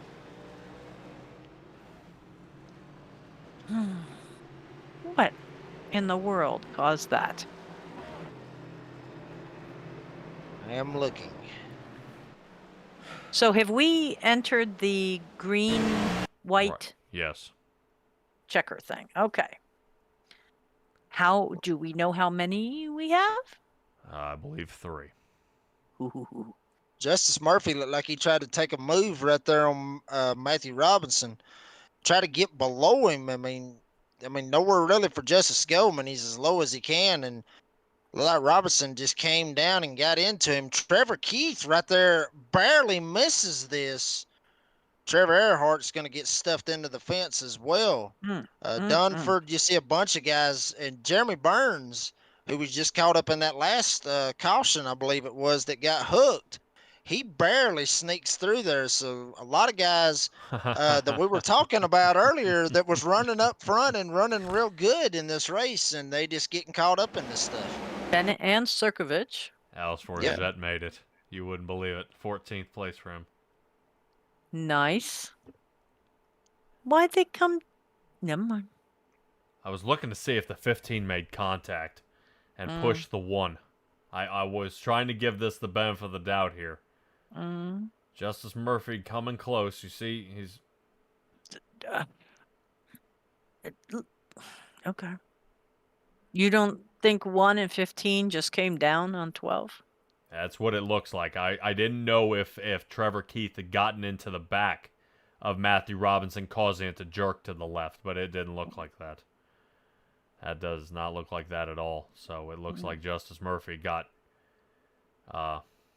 taken out of this race here. 6th place is going to send him down to 14th right now. From which Michael Bennett getting mashed up again there with Jacob Sirkovich. Alrighty. Well, Matthew Robinson is down pit. Tay McDonald, Michael Bennett, Brandon Dunford down pit. And I believe Robert Rader is taking it to the garage. Really? Okay, I still show him in the pit, but I believe you. Yeah, he is down and out. We don't even have a pit timer. Ooh. Yeah, he's down. Well, maybe we will see him in the infield care center. Yeah. This man. Justice Murphy, after all that, remains on the track. Good. Good. 14th position. Matthew Robinson breaks out of pit, 16th. Alice Forget still managing. Yes. Dig it. Alice Forget, if he keeps his head down here, may have a chance to get in the top 10. He's got Jeremy Burns, Nick Galves, Smoot, Parker Johnston, Chris Schaefer. Schaefer, another driver who's been out there since lap 163. With Grant Thorpe and Blake Cook, these guys have been guys shutting the engines off. How they're making it, I have no idea. Well, Patrick, you talked about this right here with one of our viewers that brought this up. Cautions breed cautions. And I know you talked about it as well. And this is basically what has happened right here in this the final stage of this race. But with this being the 11th caution, this is going to possibly be, hopefully, our last caution. I mean, from what I'm seeing right here on the iRacing UI, this is the last green-white checker for this race. So from what I'm seeing, they only get 2 green-white checkers for this race. So I know a lot of people at home, they're sitting there watching it, hoping that this is going to be a clean finish right here. Green, white, checkered all the way right here to the end. Nobody wants to see this sucker end under yellow. Everybody wants it to end under green. But here they go. Caleb Gilbert, obviously, he's going to be taking the bottom. Looks like that Grant Thorpe's going to take the bottom as well. Basically the same thing that we've seen the past 3 restarts. Blake Cook going to be up top. James Loveland going to be right behind him. Blake Cook did not get a good restart that last time. James Loveland was all up in his tail, basically right up his bumper on that restart. So hopefully Blake Cook, I'm sure James Loveland might have keyed up over to Mike and told Blake Cook, let's get it together right here and get a good restart. See if we can have something right here for Caleb Gilbert. I'm speechless that we're back under caution. Normally this is very unusual to see something like this. I would wonder if, real quick, what?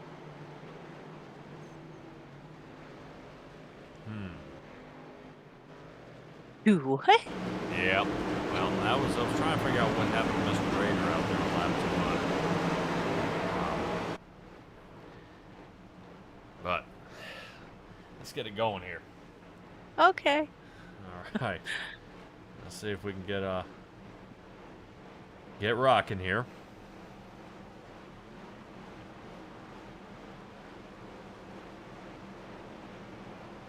41 laps. Blake Cook and Grant Thorpe have been out there. Green flag. Let's get it going here. Caleb Gilbert and Blake Cook at it.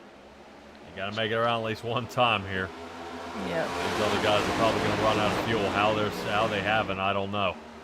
Caleb Gilbert gets a good break. Grant Thorpe moves into second. He's able to break away from Blake Cook. Trevor Earhart is fourth. And yeah. Grant got loose, but he held it. Oh, my goodness. No. And the caution happens. Okay. Time to call it, gentlemen. yeah, that Dang may be it. it.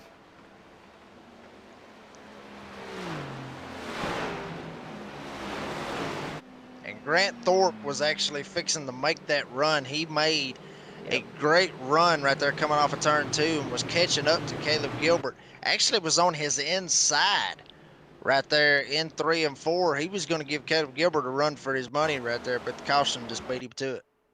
Now, see, it says final lap up there. Yeah, we'll see in just a second. Give it a moment. Okay, sorry. Trying to see what gets Schaefer sideways here. This looks like contact. Oh, Schaefer into the wall. Schaefer gets loose, smacks the wall. Here comes Alex Forget. Yeah, clears it. Catches Sirkovich. I think this is the part that gets me right here. Is back up the track. Mm-hmm. You know, I think, I really wish it would stay low like crap. You know, I didn't make it. But Yep. This is where they wrote because Wayne that- Lowe. Bam! And the smoot. Ruins his race. Robinson shoots the gap. Makes everybody back here freak out. Who is that to hit him? Is that Kynan that had smacked into him? I Holy swear. cow. Yeah, that's Kynan right here. Look. That dude can't get out of there. He just cannot get out of here. Yep. Yeah, Joya looked like he swiped across the front of his nose. Couldn't see anything. Wow.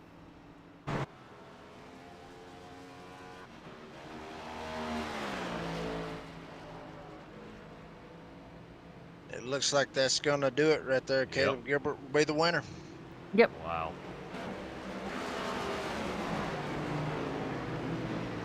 I don't know about you guys. I don't much care for races that end in caution. No, it's like a tie game in football. Yeah. It's There's just no not such thing right. as a tie. How do you get a tie? All right. Let's see what we got marked up here for our race results. Caleb Gilbert did get it. Caleb Gilbert, Blake Cook, and Grant Thorpe, 1, 2, and 3. Alex Forget came in the top 10. Yep. Justice Murphy got back to 11th. Okay. Dude. Too funny. Wait. Parker Johnston, after all that spinning, is a number 5. Wow. That's out of the blue. I didn't even hear his name in the last 3 cautions. Dude. Dude. Oh, my. Dude. Yeah, that was different. We have another page? Ah, there you go. Holy cow. All right. Well, box is heating up there just a little bit. Let's try to see if we can, Let's go talk to our podium placements. hold on a second. Okay. Is that guy still wearing the Ninja Turtles? Yes, He is. he is. He can't get out of it. He can't get out of it. I'm kind of curious if his pitch crew is still in their turtle costumes too.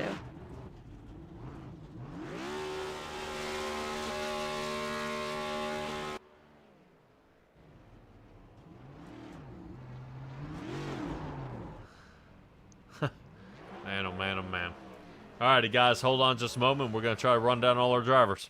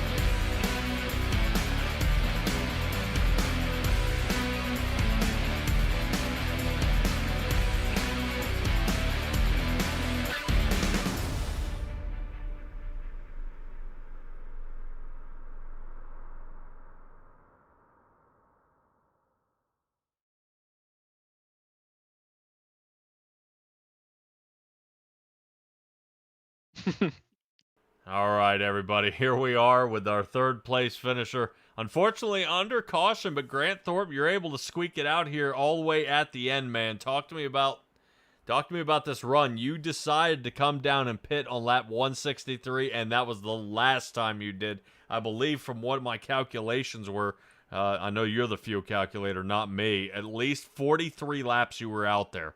Dude, how did you make that when when the pit window's 31 to 33? Yeah. So had it gone green from that caution with, I guess it was 35 or 6 to go, I think I would have made it. May have been coasting at the line, but at that point everyone else would have pit. So I think it would have been good. I'd been clutching early, lifting way early and clutching through about a third of the corner. So it would have been good there. And then with all those cautions, it was super easy. Just kind of shut it off. I was able to get like 4 or 5 laps compared to the normal green flag lap. So it wasn't too big of a deal from that point. Dude. You shut it off? Yeah, you can shut Yeah, the so window. I've got a button box over to the side with a couple switches on it. So I just flip the ignition off and Post. flip it back on, dump the clutch, and it starts back up. Oh my heavens. Yeah. Yeah, you gotta do what you gotta do, man. Gotta do what you gotta do. This race, you were in the back most of the night. I know you were in the back 20. You know, interesting fuel strategies all night. Interesting pit strategy. You know, you were able to come in at different times. You kind of weighed your options. You know, obviously it paid off, but was this kind of the plan from the beginning? No, not at all. I really didn't think it all the way through. What I should have done is not taking tires in that first stage during the green flag stops. So I ended up not taking tires in the second stage green flag stops. I'm gonna try to make up for that just in case. So I had an extra set at the end. So I had one extra set. Had the caution came out at the right time, I probably would have pit for him. Just to have a tire advantage and have enough time to get back up to the front. But taking the extra set home with me, got lucky with those cautions at the end to hang on to a top 3 finish. All right. Well, will that extra set pay off when we head to Gateway next week? No, they won't let me take them with. Well, how confident you feeling heading to that track, though? I was doing pretty well last year. I was leading when I spun getting down to pit road, so Hopefully we can be leading and not spin trying to get down pit road this year and see what Yeah. happens to the end there. Yeah, get you a win under your belt, man. Definitely could use getting even more playoff points. Grant Thorpe, fantastic job here, man. Apparently the Tennessee scheme didn't work out. The Dollar General scheme didn't work out. So I guess the Lemonheads it is, and we're going to try to see if we can get some more wins under your belt. Give me your shout-outs here. Just my teammates at TriStar. Last time I was in the booth, you're asking where they were. We got one up here this week. Yeah. So, and then of course, you guys, as usual, you always do such a great job. We appreciate everything you do. All righty, appreciate it, man. Yeah, and talk about not one, course. two of you.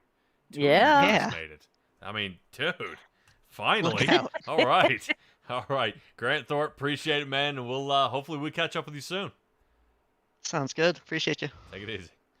All right, Thank you. everybody, that is Grant Thorpe, our third place finisher. Now let's move on to our second place finisher, Blake Cook, which is really interesting. I don't think I've talked to Blake Cook even once. Blake, you got a copy? Yes, sir. I got you. Dude, this race is Yeehaw!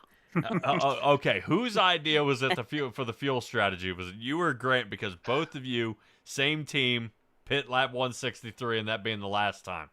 Yeah, no, Patrick, you know that was the calculator's call. I was just kind of following his lead. And, we was kind of hoping it to run green there and ended up not, but a couple late cautions actually worked out for us. We was able to shut it off, run around a little bit, save some fuel, and, it all worked out in the end. How do you keep your mind straight after being in a wreck on lap 104 and then again on 115? Yeah, just stay back there and keep battling. Run about 90%, just stay out of some of the wrecks. I actually had wheel damage 2 times during the race. So just battle back from that, get back there, log some laps, and then made a good strategy call at the end that put me up there and got to race with them. Dude, this track took out so much from so many drivers. You were able to survive here. Were you nervous when James Loveland lined up behind you during some of these restarts? Not really. I seen where Caleb out on the point, he was starting in first, and I think Loveland was also starting in first behind me. I was starting in second. It seemed to kind of disrupt his momentum a little bit more, and it would let Grant clear me, but going into one, I'd still have Loveland behind me and at least have a shot down the backstretch to fend him off. So I just kept on going with the second gear strategy and ended up working for me. Dude, that was awesome job here tonight. Anything you would have changed during the race to maybe pull out the win and take it away from Caleb Gilbert here? I could have tried something. I could have tried starting in first gear on that last restart, but it's been a rough couple of races for me. I hadn't been able to close out the last couple, even though I had some good runs. So I was just kind of focused on, getting some momentum, getting a good, at least top 5 here. Could have started in first, but would have taken the risk of lighting up the tires and then wrecking the whole field. I've been there in a couple weeks past, so we wasn't trying to redo any mistakes. Oh, yeah. I think the guy who was starting next to you did the exact same thing. Right. Yeah, we was just trying to stay out of trouble there toward the end and at least give me a shot for a good top 5 finish. All right, Blake Cook, we head to Gateway next week. Confidence level? Absolutely. We're going to come out swinging. Been putting a little bit more time into it recently, and it's showing. I finally got to close one out. All right, man. Give me shout-outs. Shout out to you guys. You guys do a great job showing up every week. Shout out to TriStar, specifically Grant. Grant does anything he can to help me. And then shout out to the satellite team over there at BDE. Those boys also help me anytime I need it. Oh, yeah. Especially taking out the rest of the field. No, I'm just kidding. Hey, you got to do what you got to do. Got to call it a favor every now and again, right? Hey, Justice, I need you to wipe them out for me, buddy. They're catching up. What's the he's too occasion competitive. for the beautiful paint? Just Memorial Day weekend, I found it. I believe George Washington is RKOing somebody on the hood, and after this finish, we might have to roll with it. I'm liking it. I have to say, I'm liking it. Hey, it might stick. It might be here to stay. RKOing. I'm going to use that for the thumbnail. Excellent job, Blake. I'll keep an eye out for that thumb, man. I'm going to do it. But congratulations on the second place finish. Catch you next week. Yes, sir. Thank you, guys. All right, everybody. Blake Cook. RKOing. I got to know. What? Him RKOing something. All right. You don't get it. All right, never mind. Anyway, I do, because you had a short once and you said RKO, and I had to ask somebody. So I do know what it is. It's a wrestling thing. yeah. Well, See? well, speaking of somebody who was not Wrestling. having his pit crew wrestling tires is the 54 Ford of Caleb Gilbert, which we find in Victory Lane yet again. Dude, talk to me about this pit strategies out here tonight. We were tuned in. We had the right cause the whole time. Might have had a little bit of a secret going on. I'll disclose it because it only applies here apparently. But Wait, we can't hear you well enough for the secret. oh, I might be pretty quiet here, so my mic's pretty bad. I'm sorry. Is that That's good? right. I'm cranking you up, my man. Yeah, crank me up. But this, dude, the secret. I noticed some of your pit strategies were at about that 9-second, 10-second mark. I assume you were taking tires. I took 2 tires every stop. I only took 4 at the stage breaks, and the very first after the second stage, that first caution. So the story is, I got my butt kicked in the Coke 600 NIS race on Sunday. I finished second. I was in second the whole time, and this guy named Luis. Shout out to Luis. I couldn't believe it, but he kept taking 2 tires, and he was so fast. I blew my mind. So I went out and tested it, and you don't lose that 4 seconds, 5 seconds on pit road on the track that you gain on pit road. So I was like, every time I pit under green, besides that one time, because 100 laps is pushing it, we're taking 2 and we're going. Wow. Well, you learned a lot from NIS. What I learned is people can't drive, but at least you learned something that that worked out well for you here. It's. I'm assuming you didn't want this race to end under caution. Were you nervous if this had gone green? Anybody behind you kind of sitting and waiting, or being on the prowl and being able to run you down here? Or was this had your name on it? This is the only person I was worried about. Once Trevor had the little mishaps there, was Rob. Rob was super fast. Unfortunate day for him. The way it ended, he ran great. He got me on a pit stop where I spun my tires off pit road and almost bent it in my typical fashion. But once we got through that pit stop, 4 guys stay out. I got to get through 2 or 3 of them. Need a couple lap screen because you kind of get an idea with everybody on different strategy that there's probably going to be some people around. So once I had a 2-car buffer, and I hadn't really ran 100% all day, so I had that if I needed it, but wasn't worried one way or the other. Here we go with the sandbagging thing again. I told everybody you weren't going to be doing that. Come on, man. I wasn't sandbagging. I was just running my speed, and you always gotta have a little extra if you need it. Man, I guess that's why I don't win any races. I always try to see if I can lap half the field before I let off. So, Caleb Gilbert, we head to Gateway next week. Man, it's with your streak going on here, man, and you're getting a bunch of wins. How do you feel heading into that track there? And are any of your teammates going to help you? Last year I finished second, which is extremely unexpected. Rob, I got behind him for a couple laps. It was a big help. Don't have a lot of experience, so typically I'd be like, oh, it's not a good track, but you really never know. It might take one thing and you find your groove. So I'll talk to Rob. Burns is the brake bias specialist, so I'm sure I'll get something from him. I'll get the help where I need, and hopefully just keep the solid runs going. Today was a great points day, so I'll be a little relaxed next week. All right. Well, 120 laps. You're gonna have to kind of rest up because that's gonna be a tough race as well. Caleb Gilbert, give me a shout out, sir, man. Shout out to everybody up here in the booth. I know that was a longest race of the season. So shout out to you guys for sticking through. Hopefully we entertained you in a couple different ways. Our sponsors, Ultimate Siding and Gutters, Butt Kicker, you guys, SimTrax, and most of all, Chapman Environmental. You see it there on your screens right now on the hood. Give them a look. EXR, the whole team, just dogs everywhere. It was a rough day for us towards the end, but we had the speed. All of us did. Oh yeah. All right, Caleb Gilbert. Congratulations in that 54 Ford. Let's see if the Ninja Turtles can do any more for us next week. Congratulations. Trust If in you the Ninja Turtles. And if you keep winning, you got to put your camera on so we can see you. I do. I need to get one. Yeah, I buddy. don't have one. Nick was supposed to send me one. Shout out to Nick. I'll give him a talk. I'll give him a talk. Coastal Financial. All right. Caleb Coast Gilbert. Financial. Yeah. There you Coast go. Financial. There you go. Coastal Financial. All right. All right, Caleb. Catch you next week. Yep. See y'all. Thank you. Yep. All right, everybody. Caleb Gilbert getting it done once again. After And don't two... forget, he wins $25 Yeah, for winning I this know. race I tonight. know. He wins $25. And he's not the only one who wins a little bit of money as well. Dylan Smoot actually wins the random draw for tonight in the number 92 machine. And we saw how many times he got blasted to pieces out there. And he ended up winning that. So out of the draw, Mr. Dylan Smoot will be winning $25. Awesome. Awesome. Awesome. So Caleb Gilbert 25 and Dylan Smoot 25. Stella, this has been a race, and Jacob, man, oh man, oh man, this is probably one of the longest ones you've ever done. Not really. I mean, to be honest with you, no, because I done one for the 880,000 yards of bricks.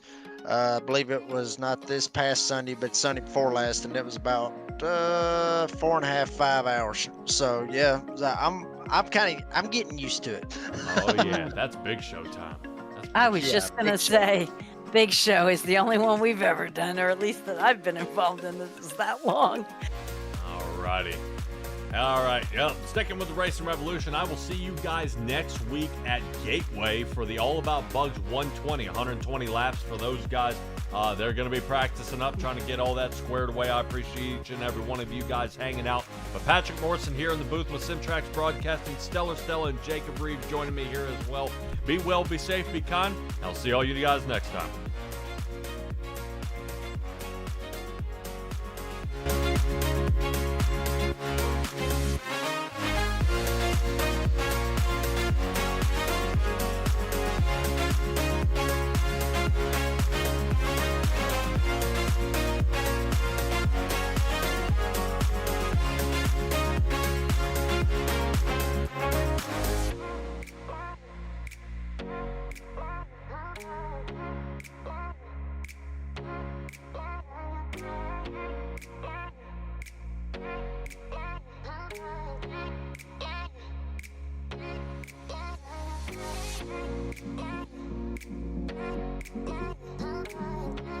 Thank you.